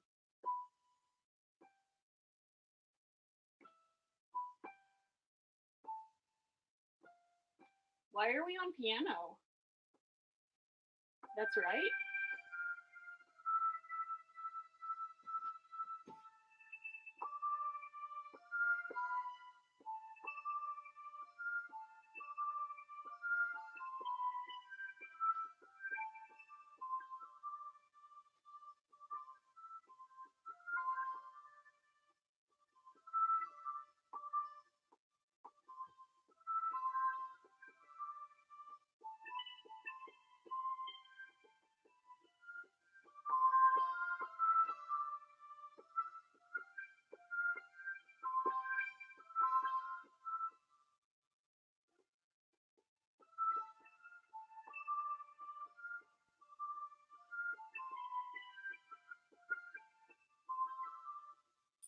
Yeah, we're making the sad rap beats.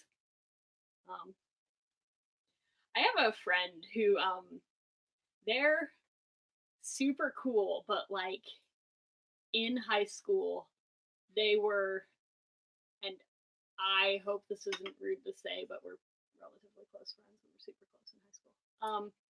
They were this like long hair, not super girly, but definitely super like girl, sang in the choir, we met at church kind of person.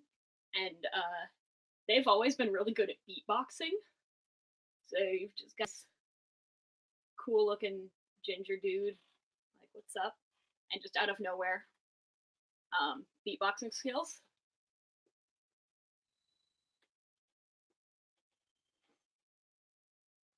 Dude, Dolphin Starwind, Christomancy, Dolphin Starwind, are you guys still both here? Because you need to be friends. Dolphin Starwind, I was talking earlier about Christomancy, who doesn't have 1,000 followers on YouTube, so I can't tag him in community posts that I make, but Christomancy delivers pizzas in Las Vegas and gets stuck in a lot of traffic and has a Rock Band Keytar with a Korg Volca keys duct taped to the top of it. That's what he plays while he's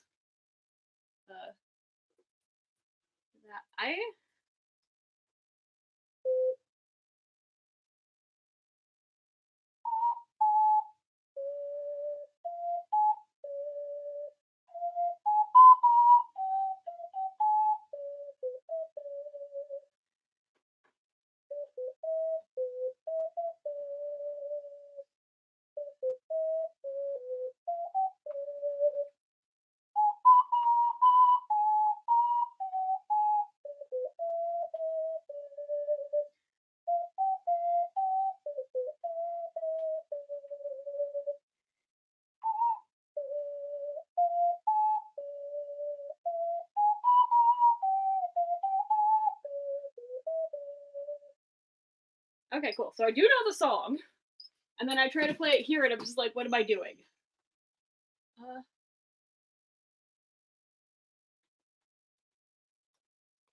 Yeah. Well, I keep my...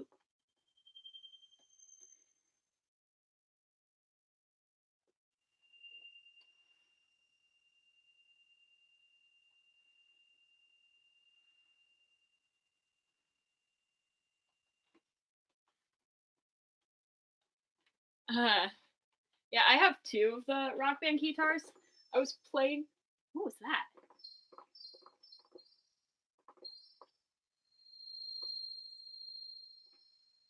Yeah, I have 2 Rock Band Keytars, and I was using one yesterday to play my Game Boy.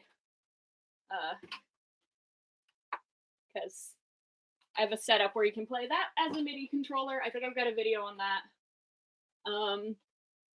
And then I put it in this box to keep it safe, and I could not find it for the longest time.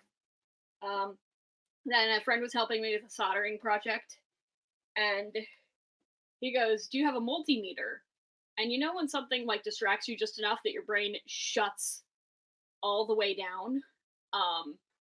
Because that happened to me. It's like, "Do you have a multimeter?" And because I always saw the word written out, but I never really heard it spoken, and my brain just went,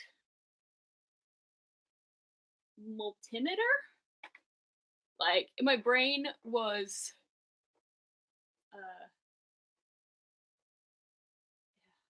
my brain just shut down.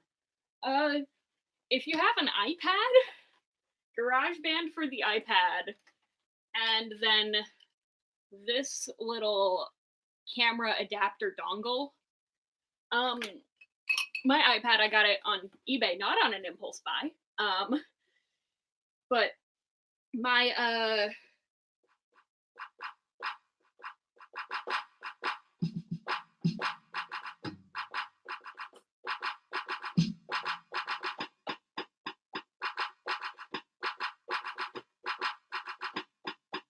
sorry, got distracted.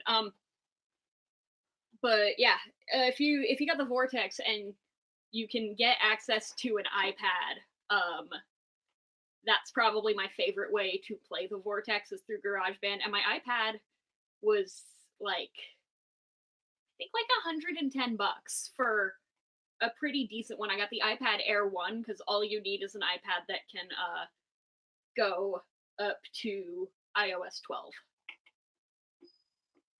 Let me go grab mine. I put it into the kitchen because I couldn't find a dark surface to take a check on, to photograph a check, so that I could mobile deposit it. So I'd use my iPad. Hang on a sec. Your surface. Hey, do something exciting while I'm away from the camera, okay, Mid?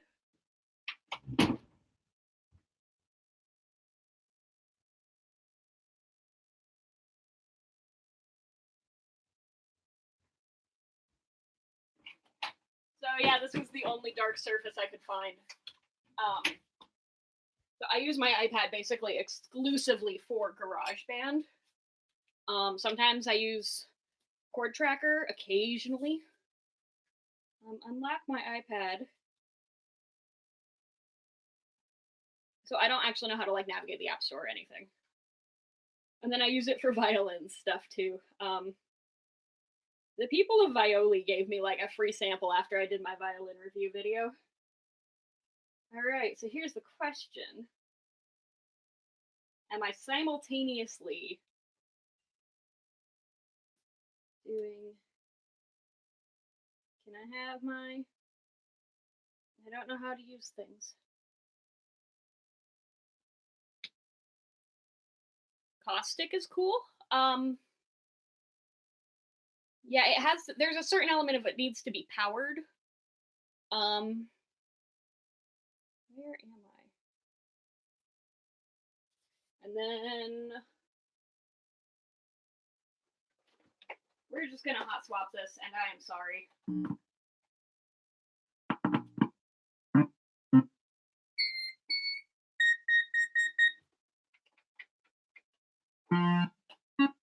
Cool. So yeah, then you can just play it through your iPad, through GarageBand, and it works pretty damn well. And then I have the other thing that I found.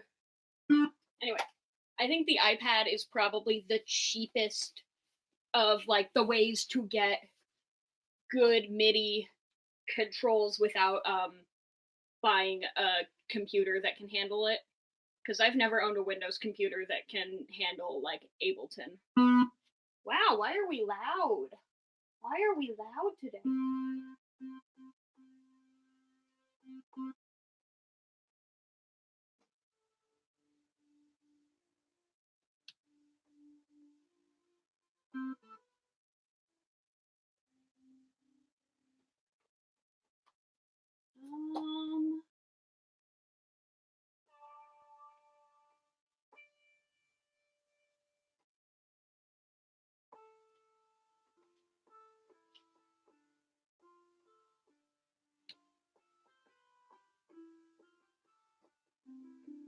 Yeah, the being able to sync either the Edge or the Sonogenic 500 to the iPad over Bluetooth is also really handy.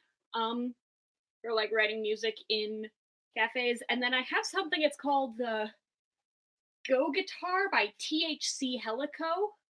And I should have bought one of those like 10 years ago.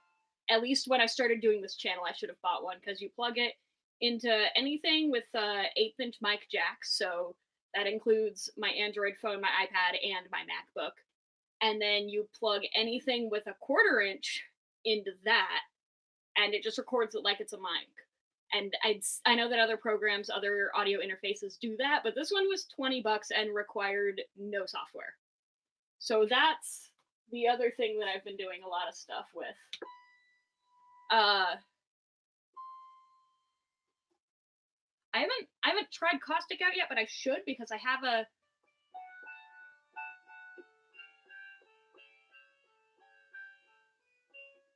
TC Helicon, not TH Helico. Okay, Helicon. I was seeing the numbers off the back of my mind. That's a weird phrase. But you know when you've never heard something out loud, you've just seen it written a bunch of times? That's what we're talking about here, so...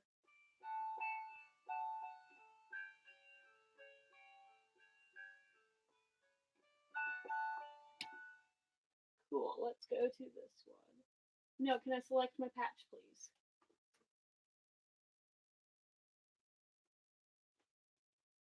Let's patch tempo, I need patch.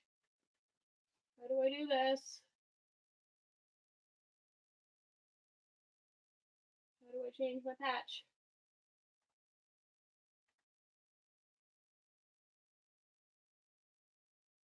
I should really read the manual.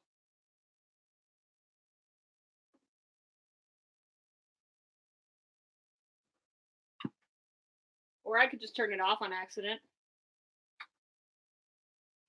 Well, that is one way to change everything you were doing. I don't think I saved any of that either.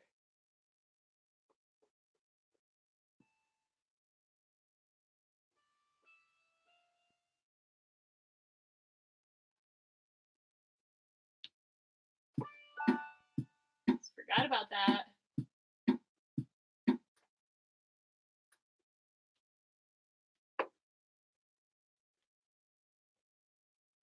Wait. Why are you...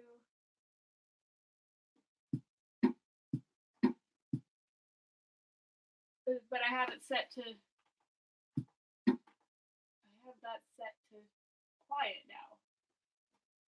Okay. Oh, okay, so I had to reset that. Hang on.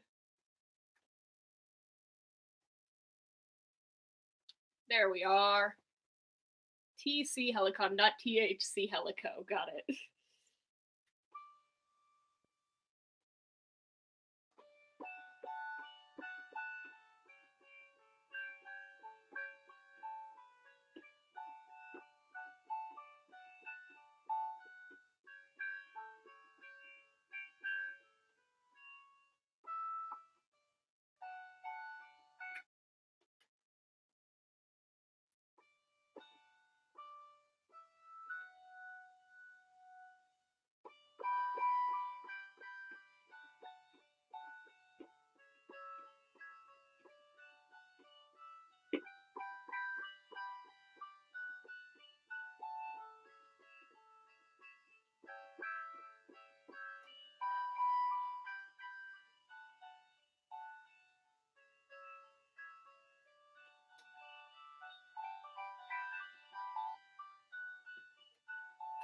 Anyway, I'm amazed people have stuck around for this for so long. This is not like quality live streaming here. Oh, but look at...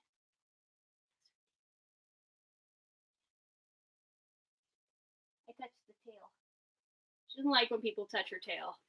As before I got her, somehow she got her end of her tail slammed in a door, and so instead of being a normal tailbone, it goes like that at the very end. Got a long fluffy tail kink on the end. Huh. You want tummy? Oh, hey. My order was canceled. Cool. So, the crisis averted. I'm not getting the... Oh, hello, one-handed wombat.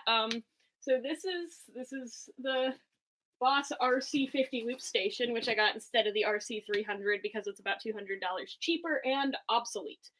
And it took me... Mostly what you've missed is me not knowing how to turn off this sound.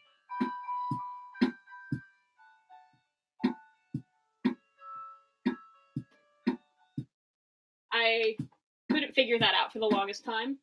And somebody else actually read the manual and told me what to do because... yeah, honestly, I have the RC3 too, and the reason that I wanted to get this one was just because I wanted more loops. Brother wants loops. Oh boy. Y'all know that meme, right? Right? The big fat cat that's asking for the Fruit Loops. I wanted loops. Wanted all the loops. But so I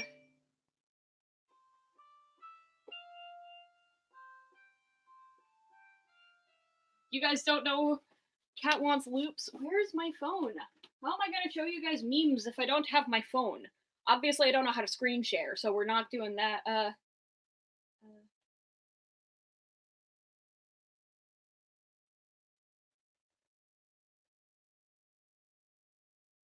Yeah, I do that with WAV files a lot, actually. I will make a drum track with the drummer on GarageBand, save that as a WAV file, send that to my RC3, and then use that.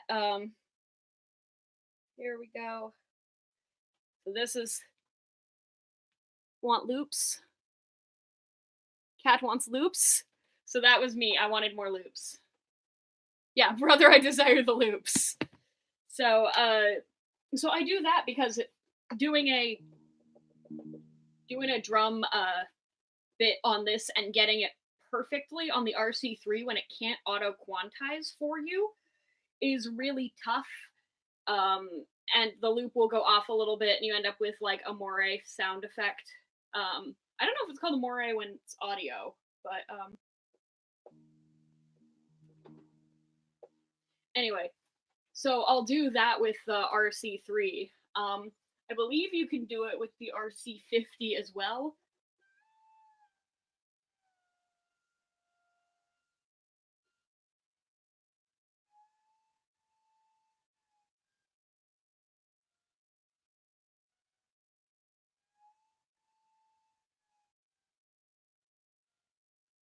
Sorry, that was my brain shutting down.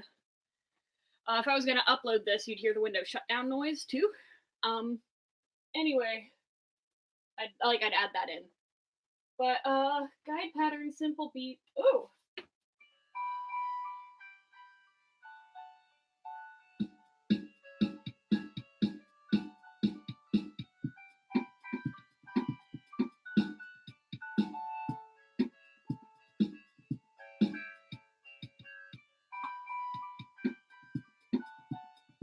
This is what hell sounds like.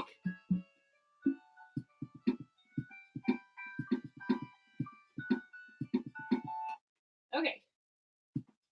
That's what I could do.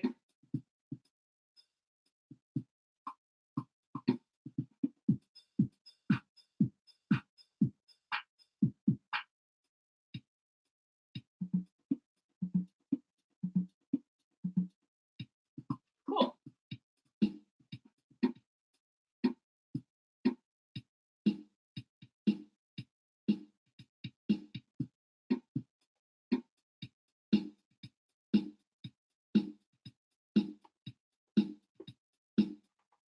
Anyway, so I just wanted to be able to switch between different loops really quickly.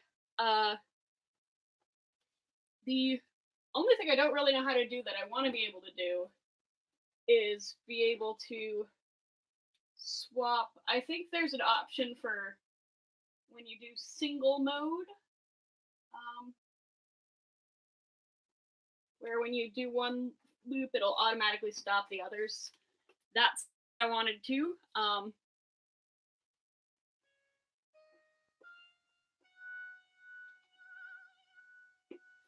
But yeah, I don't know who said that they bought the Vortex as their first Keytar and didn't realize it was just a controller. But first of all, I take a mild amount of offense at just a controller. It's not like a lot of companies want you to believe that like buying a synth is superior, and synths are more expensive because it takes more work to develop them. But that's not a like inferior superior thing. Like the Sonogenic is a synth and it is inferior in every way to the Vortex. The only really good sounds it has you can't even access through MIDI out because of the. I think I know why it's like this, but when you plug the Sonogenic in through MIDI out, you don't actually have access to the sounds on the Sonogenic. You have access to a different bank of sounds. And it's, as somebody who had a Clavinova growing up, like a 95 Clavinova, I'm pretty sure it's the sounds of the 95 Clavinova. Which is not like a cool vintage thing. Like a wine from 1995 is probably decent. Anybody here a wine person? So we can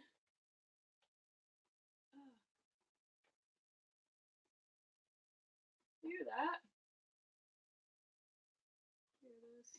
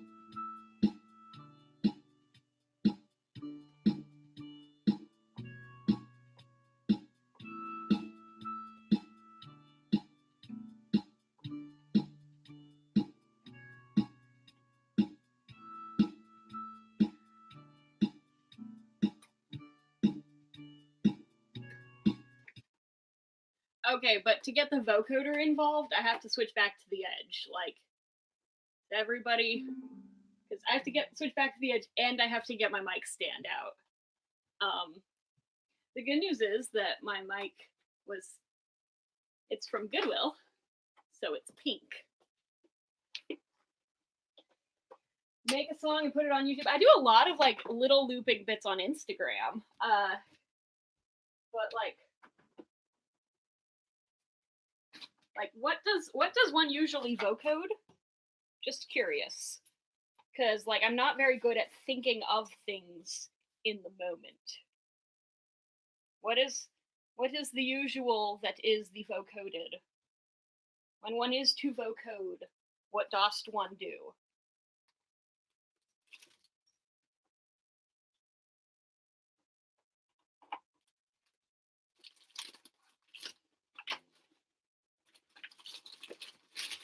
How does one do the vocode? Is that the verb form of it, to vocode?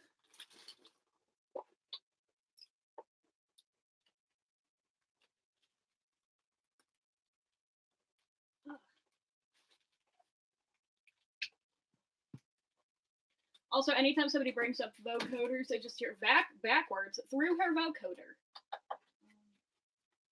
Because I went to theater school, and everybody in theater is super fucking into Rent.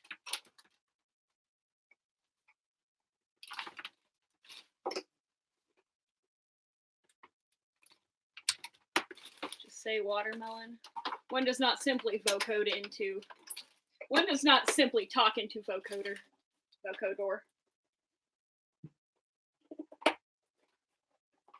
Okay.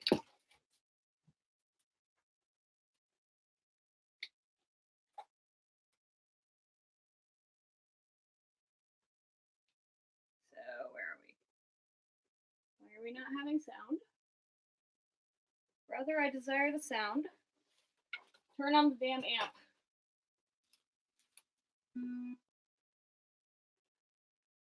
Oh, that you only meant well, of course you did. She actually does some really, really interesting things in that song where she gets like a double.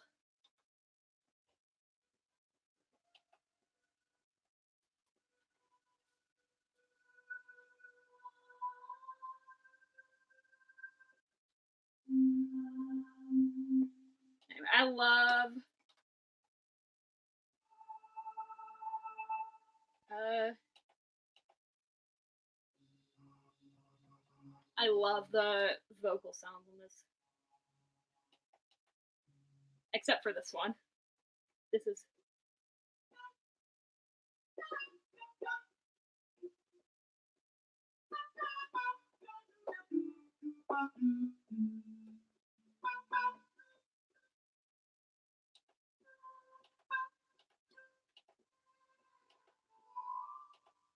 Where is vocoder?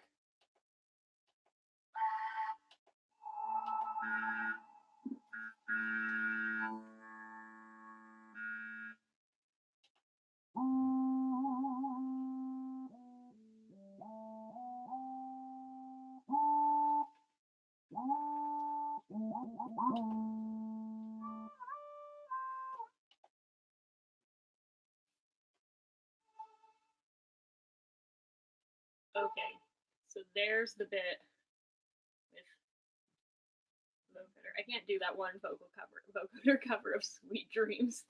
What was that song? My friend and I were in the car. How cruel is the golden rule when the lies are only golden plate. What is that song? And what were we listening to? It was in the CD.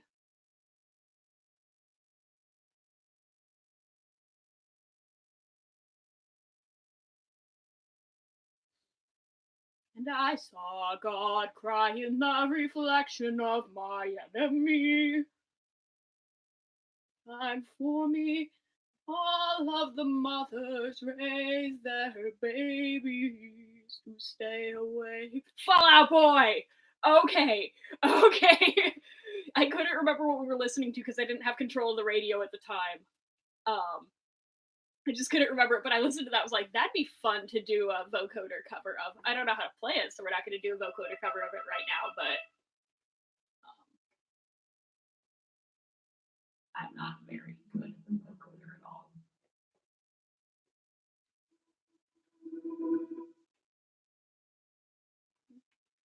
Wait, what do we even sound like at this point?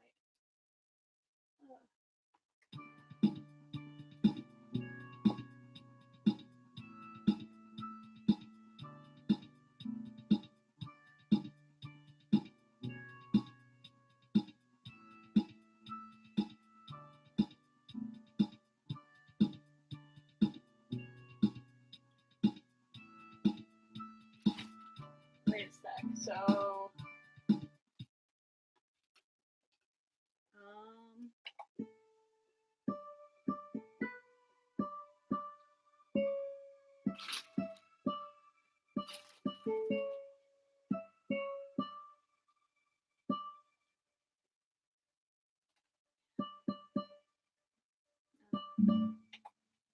I honestly have no idea what to say in the vocoder.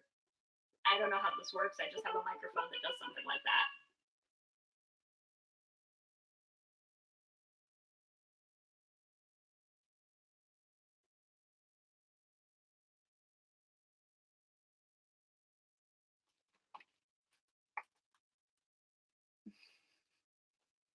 Yeah, okay, so my mom like really carefully controlled what music I listened to like through all of high school. Like I didn't have my own money and they wouldn't like nobody bought me CDs or things like that. And so until I started pirating Code Lyoko, I basically didn't have any of my own music, which means that in college my vocal tastes or my music tastes sort of became like what every middle schooler was super into it. Mom was like, guys, have you heard of the Get Up Kids? They're so cool.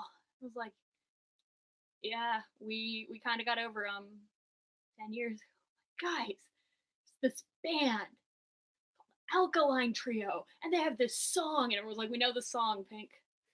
And then I went to theater school, and everyone was like, have you heard of this musical? And I just want to let the record show that I knew what was title of show before anybody else paid any attention to title of show. And I can't talk about title of show anymore because I kind of lost that in the divorce. But you know what? The divorce is the reason why I ended up having my own YouTube channel, and that's worked out really well for me. What if I just shit talked into the microphone while playing that loop over and over? Who's up for that?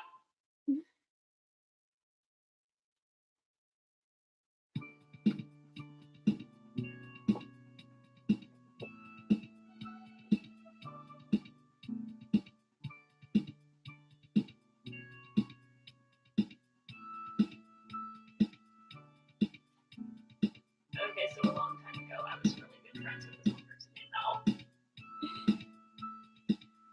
And I haven't really talked about it on this channel, except to reference it in the first video that I ever posted on this channel.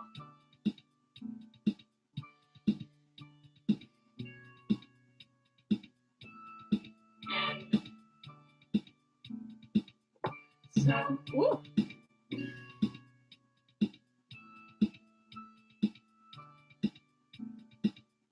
Do you ever have a time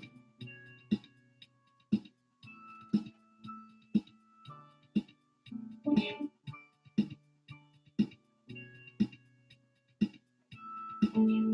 lose someone that you thought was a friend,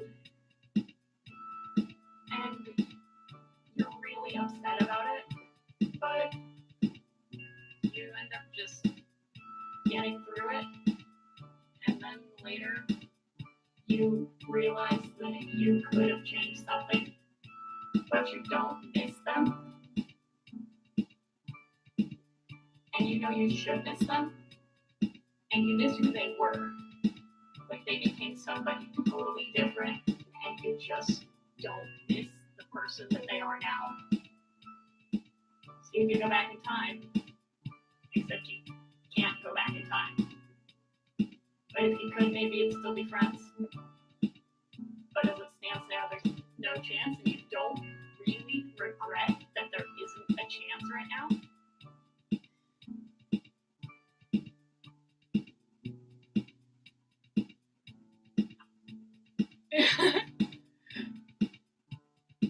Because there was a point.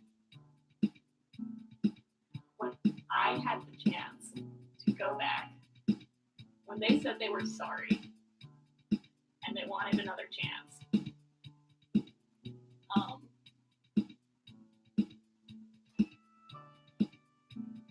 They wanted another chance, and I said no. I shut him down. So we're not friends anymore, and that's my fault. And I don't regret it at all.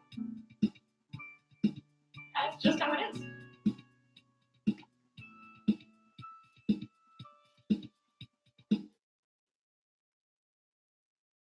Thank you, everybody. My SoundCloud is 224-00345 space 940-375-010.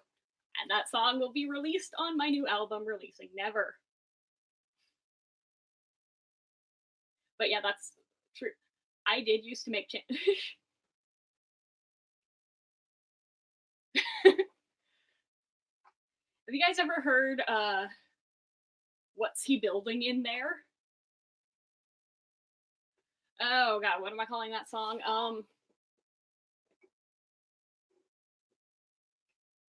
I mean, I don't know, I've been listening to a lot of Fall Out Boy recently. So, maybe I should give it some long Fall Out Boy name, like, I'm the reason that this is all a disaster, but honestly, I'm having so much fun.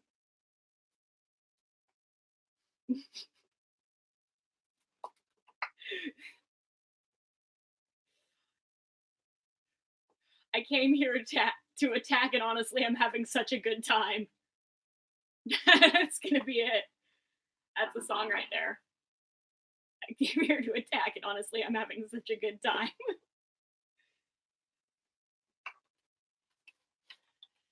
But yeah, we did have, like, I actually found it in my Twitter direct messages a little bit ago, where they were like, hey, I think we should give our friendship a second chance. And I was like, oh, actually, no, we hadn't been friends for at least 8 months before you told me we weren't friends. And that means that it's been a year since we've been friends, and it's just done.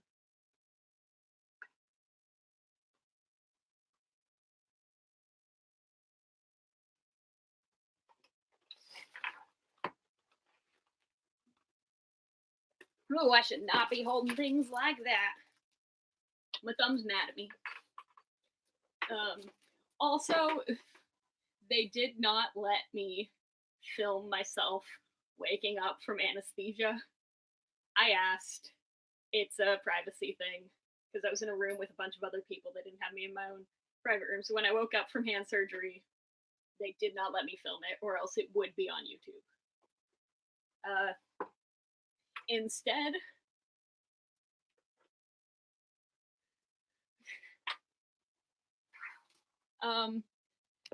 yeah, they wouldn't let me record it at all. I couldn't, like, take out my phone and record something.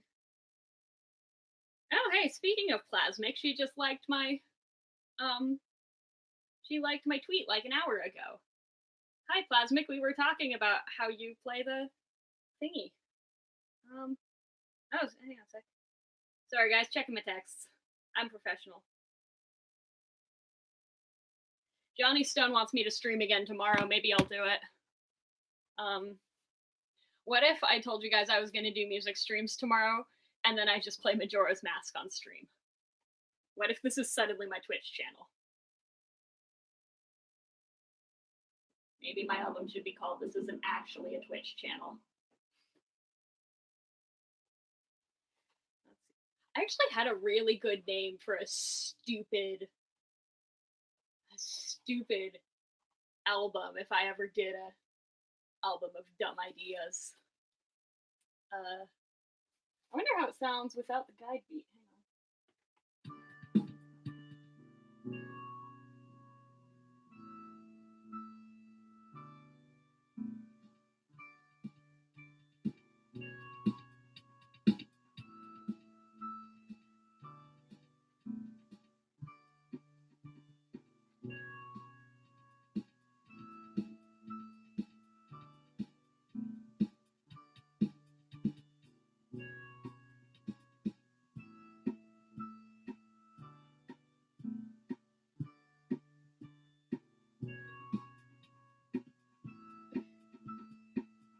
Okay. Anyway, maybe I'll stream again tomorrow too. Because it's 3 a.m. for Johnny Stone. Also, it's 2.5 hours. I've been streaming for 2.5 hours. What am I doing? Why are there still people here? Like, I'm greatly appreciative that everybody is here, but I have not been providing quality content. I can assure you of that. Yeah. Oh, so fun story. I don't think he's here right now, but my brother was an alpha tester on Minecraft. And so I played it when it was in alpha and then very early beta. And then I didn't do anything with Minecraft. And then I joined a Minecraft stream like 4 months ago, going, yeah, I'll be able to do this. This will be, easy. This will be fun. I know what's going on. And then somebody has like fast traveling on roads made of ice. I'm just going, why is there ice? And there's boxes and things like that. I was just going, oh boy, I'm out of my depth. So that is everything I know about Minecraft.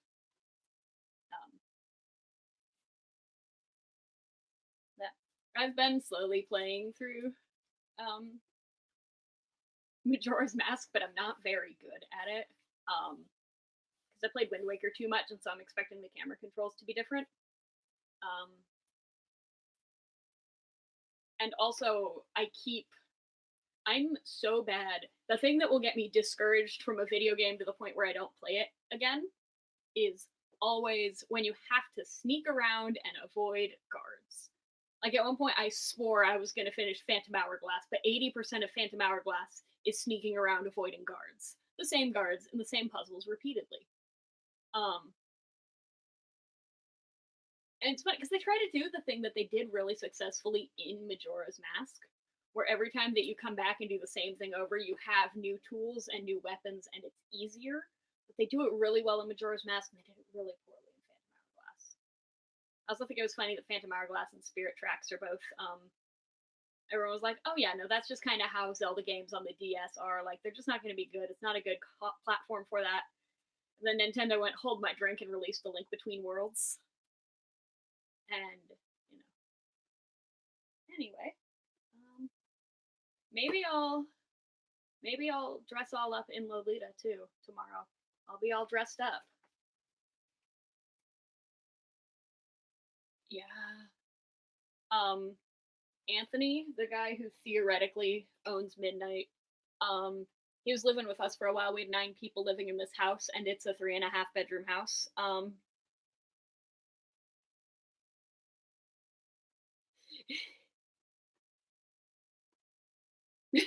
Thank you. I like chilling with cool people too. But yeah, so we had 9 people living in this house for a while, and that's the master bedroom.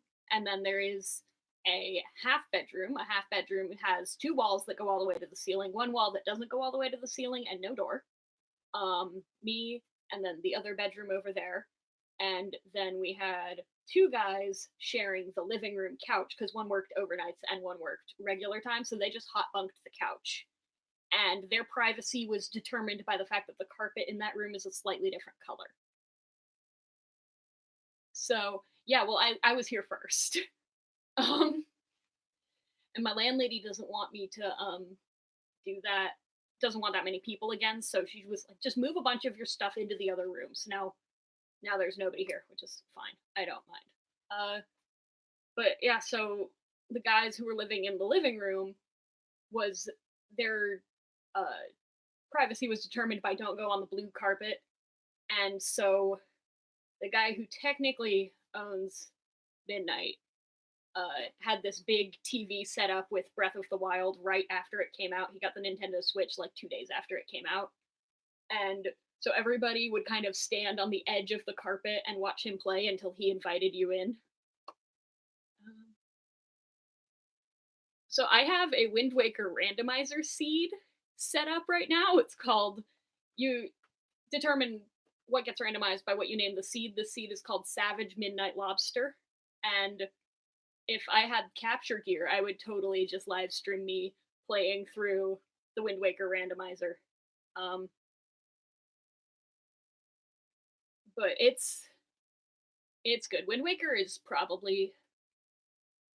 my favorite console game. Zork Grand Inquisitor is my favorite computer PC game, and then comes Portal. I found Portal just like completely on accident. Because I didn't have internet here for the longest time. That's the other reason why my landlady doesn't want me to get my stuff out of the other room, is because now we have internet. And the reason that everybody moved out when we had all those people living here was because there was no internet. So Ellen McLean, the voice of GLaDOS, follows me on Twitter and has for a really long time. And everyone goes, yeah, well, she auto-follows a bunch of people who talk about it, and that's true. But she likes my tweets a lot of the time, which I don't think she does to other people. So we got that going for me, which is nice. But yeah, Portal is I have a good story about Portal, but it has to go back in time because we have to have the story of the pea couch involved. And to get the story of the pea couch, we gotta grab Leela. Hang on a sec, we gotta grab Leela. I'll be right back. And Midnight vocode for me while I'm gone. Hey, Leela. Leela, I need you on the live stream. Come here. You outside?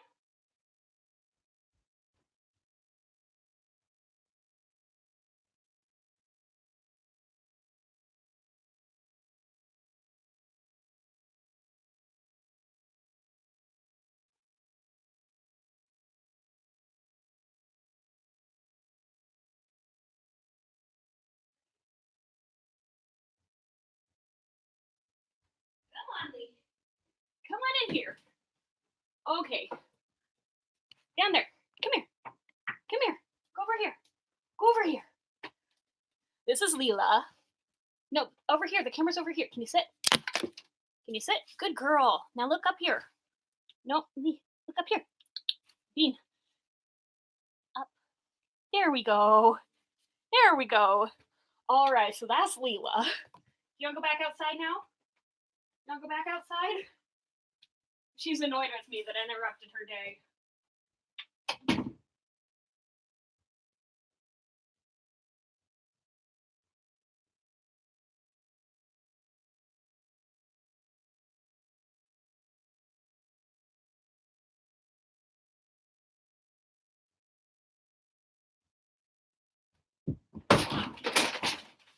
Okay, I fell. Everything's fine.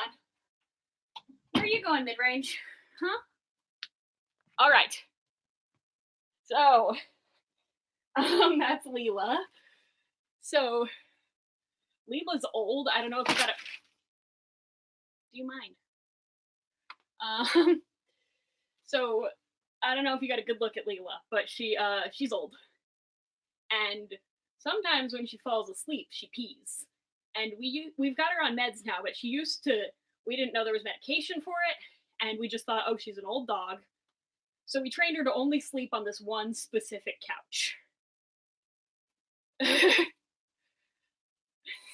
So she learned to only sleep on this one couch, and we called it the pee couch. And so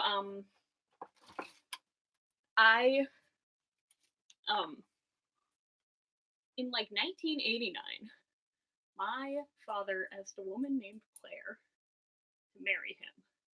And she said, I need to think about it.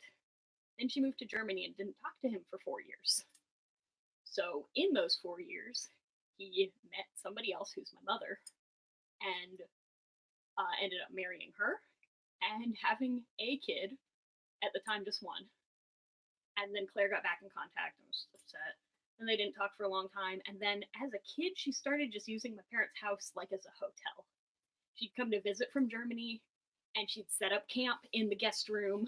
And as previously mentioned, we have an increasingly dwindling number of guest rooms. And she'd just like go shopping. She'd go to San Francisco. She'd go to all these things. And should I be vocoding while I tell this story? But so she'd go to all of these things, just kind of using us as a hotel because we're cheaper than a hotel. And so one time, my mom sends me a text. I'm in Oregon, and she goes, "Claire's here."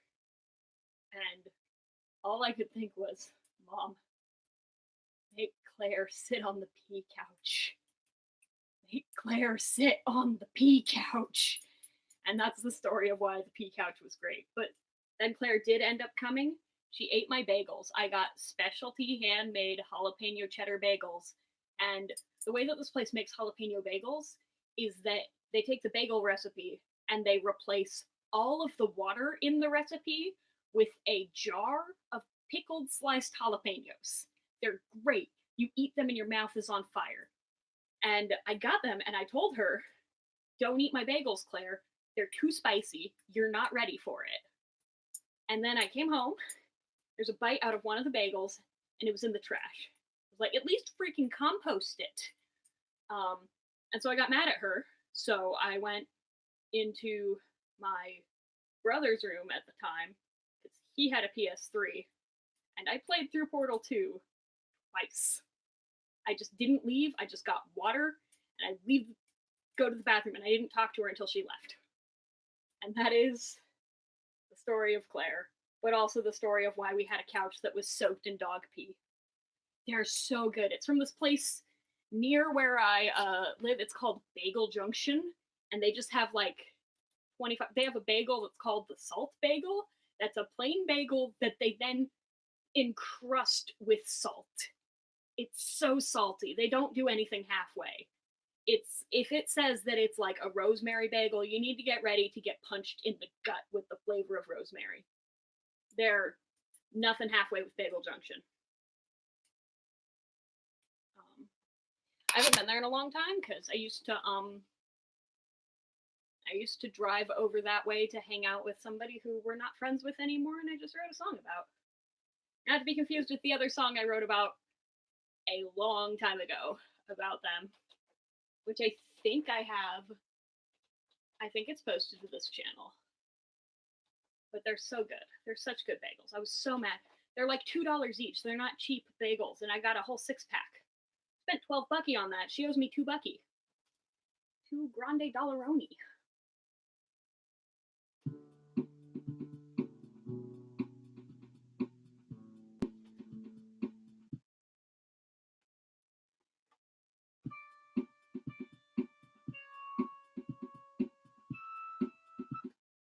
That's what I wanted to be able to do with this.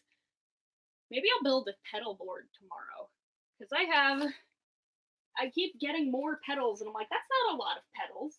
But I have this thing, which is like 6 pedals now. I got my friend Doug. He does a lot of scrapping, and he called me and he said, "Hey, I got you a guitar box." And I have a lot of like cardboard boxes that these things come in. I just sort of hoard them, and I thought that's what he meant. It was this. Which is a Boss Equalizer GE7. I'm like, that is a guitar box, yes. So I have that. I've got the old loop station. And then I have, where's my weird one that I got for, where it is? Here it is. This was like $1 at, she owes me a lot, actually. This was like $1 because they thought it was a video game controller at Goodwill. But this is the Korg Toneworks something. Let's see.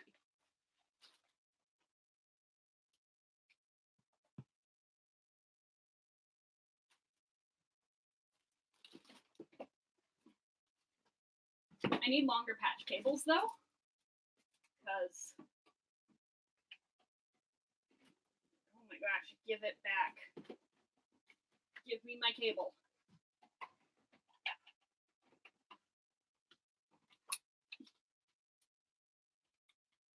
Where's output? Output. Okay. Let's see where we are now. Oh, turn back on the amp. Okay, I entered into some programming mode. I don't know what it is, so I'm just gonna turn this thing off. Where is the off button?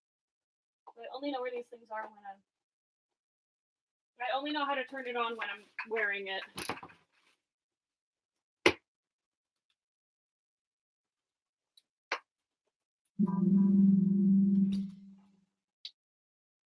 There we go.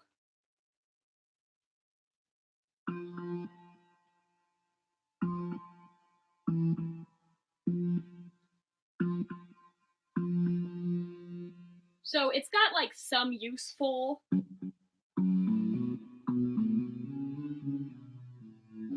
like the chorus setting, which is what this one is. Let's see.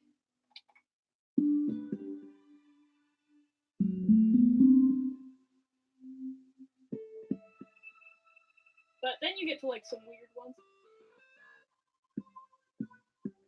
It's got, in theory, it's got like a phaser, but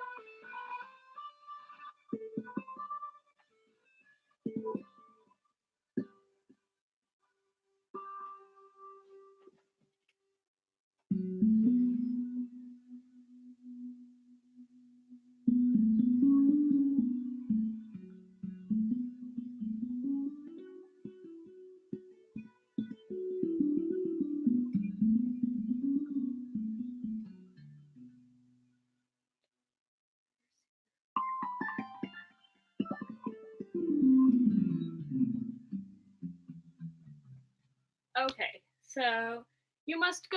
No, one-headed wombat. I mean, thank you for stopping by and watching this stream, as it just proved to be bizarre. I am gonna cap it at 3 hours, everybody, just for the sake of people who want to watch it again. Like, I'm sorry, I gotta cap it at some point.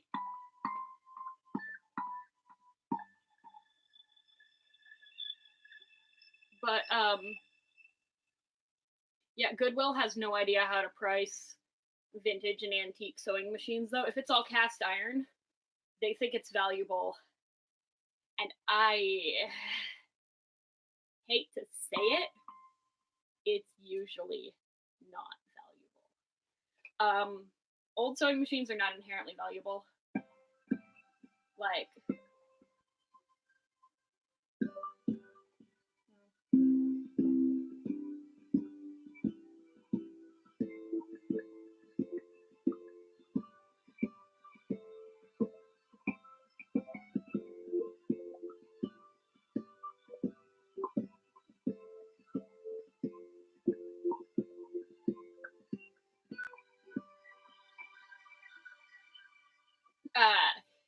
but yeah, like, some people will see it, they'll be like, oh, it's an old cast iron one with good decals.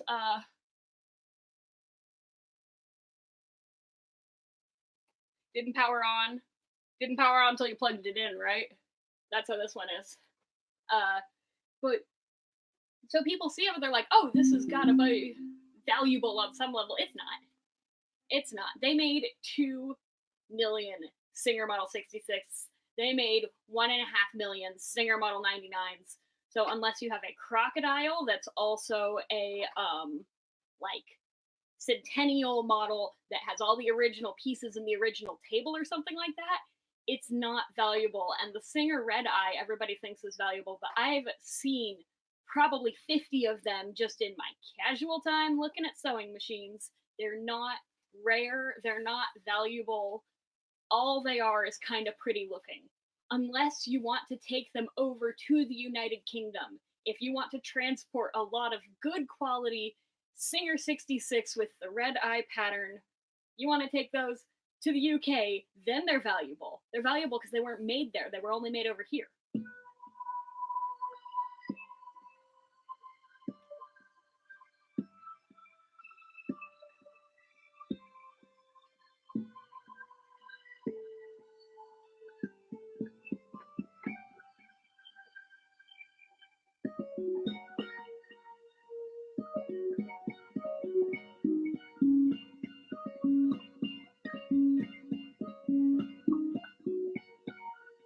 the longest time, I thought that I couldn't transfer WAV files from my RC3 over to my computer because I didn't realize that you can only transfer files when you plug something into output A.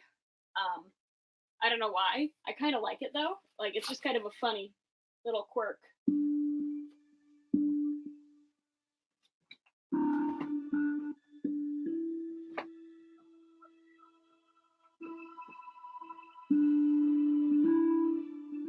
This one just... Let's switch to something.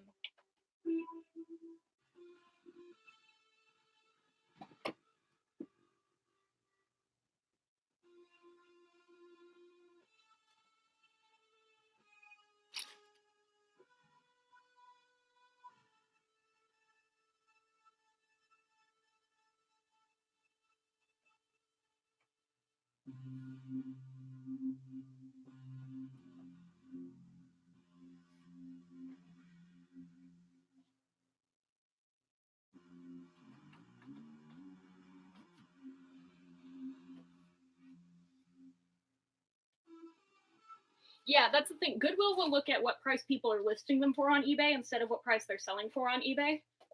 And also, you can sell something for more money. You can sell an old sewing machine for more money on eBay because you know that the people who are looking to buy it know what they're looking for. The people who are looking to buy, old sewing machines on eBay. Where's Unison lead? It's my favorite lead.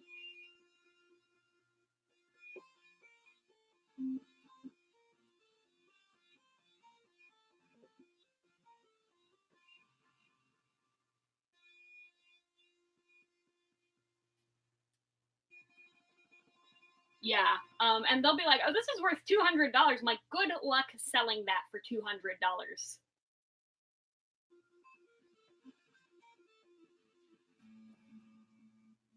I have a really good one from the 30s. My favorite one from the 30s. It's a Singer Model 99 paperclip bentwood cabinet with the knee control. My favorite is when Goodwill tries to sell bentwood machines without the knee control. I'm like, you are never finding a knee control for it ever again. If anybody has a Singer featherweight though, the Singer 221 and 222, I need one. I probably need 10. That's the other thing. A lot of people who collecting old sewing machines is sort of like collecting rocks if rocks were really hard to get rid of.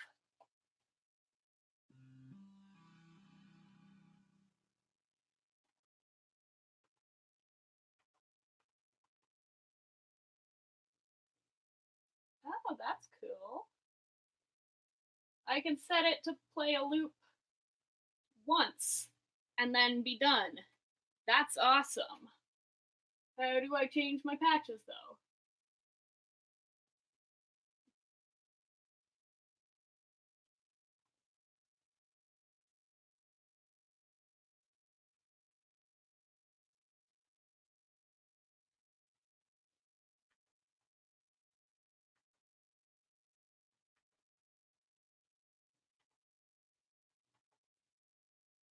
How do I change my patch number? I gotta learn how to do all these things. Guide. Master level. Exit. Oh! The exit button.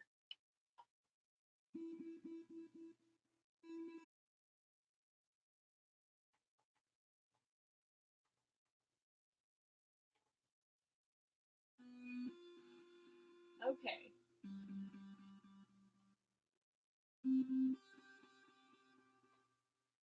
Yeah. I know somebody who's got a 20s serger for leather that instead of having a treadle on it has bicycle pedals so that it can go like more strength.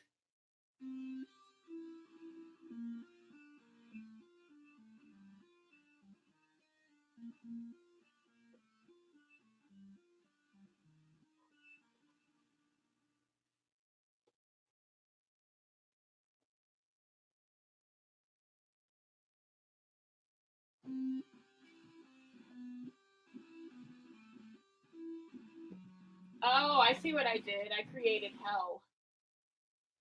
I plugged it in backwards. The effects are coming out of the pedal. I need to make a pedal board. I should do that tomorrow. Actually, what I should do tomorrow is I should do all that shit I've been putting off that I need to do. So, as I mentioned earlier, I went to theater school for costume design. And for some reason, I got into my sewing room that I store all my other shit in today with a project that I knew exactly what needed to be done on it. I could just have sat there and churned it out, and I just sat on the floor for like 10 minutes and I couldn't do it. It just was stuck. It was stuck in my head. Yeah, Christomancy is a cool dude. I don't know why he's only got 47 subs. So my goal is to get him to up like 1,000 subs at the end of the year.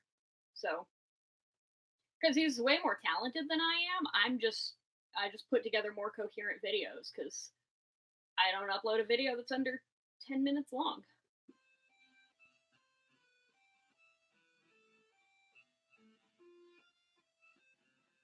What other horrible sounds can I make?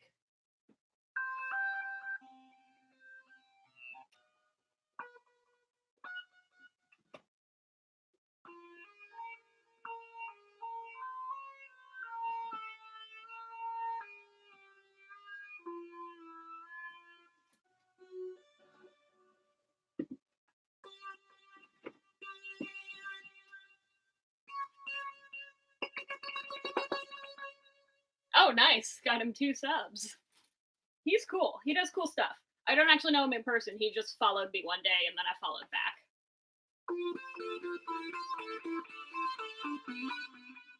Nice. So we got like what? That's like 47. That's like 3 people. Cool. Everybody keep go subbing Christomancy. Ooh, that sounds good. Hang on a sec. We gotta make that louder.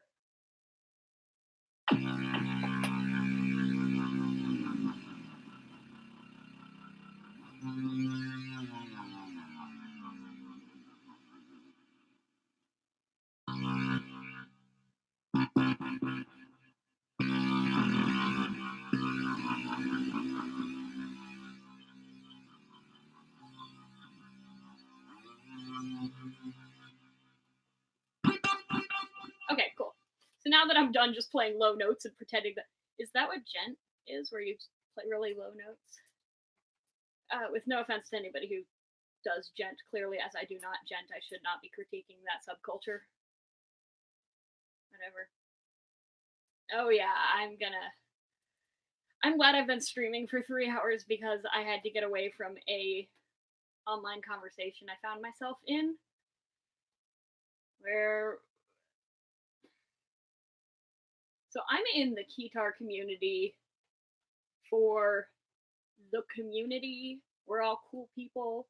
It's really fun to sort of be like designated outcasts who still rock, but nobody takes us seriously because of our instrument. That's really quite fun to be part of that community.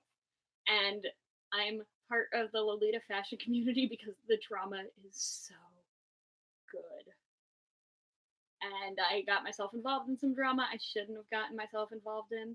I had to take a step away, and then this shit out was like, cool, I will live stream.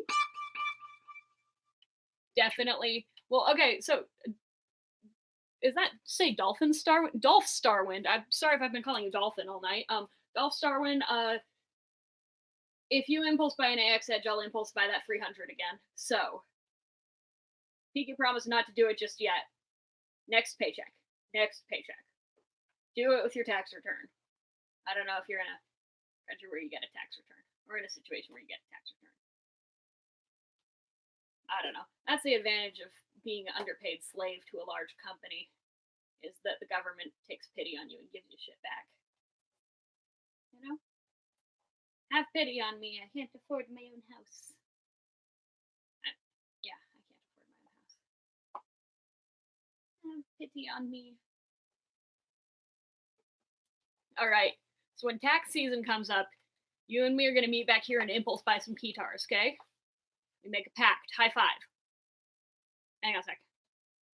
There we go. And on that note of making a pact with Dolph Starwind to impulse buy Keytars, at a later date. I'm going to power down the tech, and I will learn how to use this. We will return here tomorrow. I will figure out what time works well for Johnny Stone. Also, anytime I read Johnny Stone, I gotta be honest, I just, like, the back of my brain goes, it's not a death ray or an ice beam, that's so Johnny Snow. Just think you need time to know that I'm the guy to make it real. The feelings you don't dare to feel, bend the world to our will, and we'll make time stand still. Anyway. Alright, everybody, tax season. You're gonna see it. I'm gonna have a stream, and it's gonna be called Tax Season Questionable Impulse Buy Community. We're all gonna get together. We're gonna impulse buy stuff. So, on that note, we will figure out what time works well for Johnny Stone. We will stream tomorrow. I will know how to use this by tomorrow, and I will actually make some sick beats, potentially with me vocoding about my life and how I had a chance to repair a relationship with a friend and I told them to get fucked. It's a good story concept.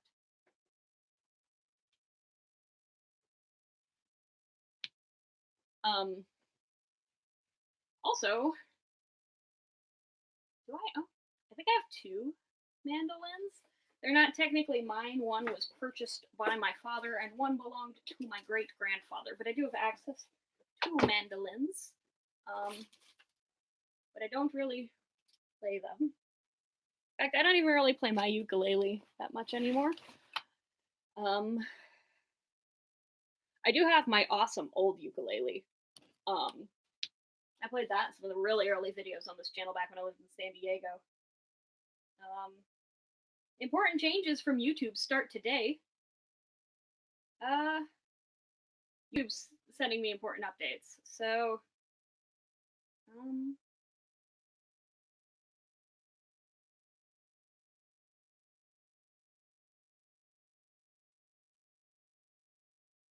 okay, cool. It's all about who makes content for kids. I don't make content for kids. I say fuck at least 3 times every video. Like, that's the other reason why I don't monetize my videos, is that I'd get demonetized instantly. And I don't get sponsors for my videos because I'm not quality enough to do that. So, on that note, Midnight, do you want to say bye-bye? Do you just want to sleep? You're just annoyed because you keep trying to sleep and I keep waking you up to be on the internet? That's too bad, because guess what? You gotta wake up and be on the internet. Yeah, it's time. It's time to say bye-bye. Can you say bye-bye? Bye? Bye-bye? You go say bye-bye. Do you want to click end stream for me? Do you want to click end stream, Mid? No, you don't want to click end stream? You don't want to end the stream? I want to end the stream, though. We gotta end the stream. Can you click it? Do you want to click that button? You got big feet. It shouldn't be hard. Come on. Oh,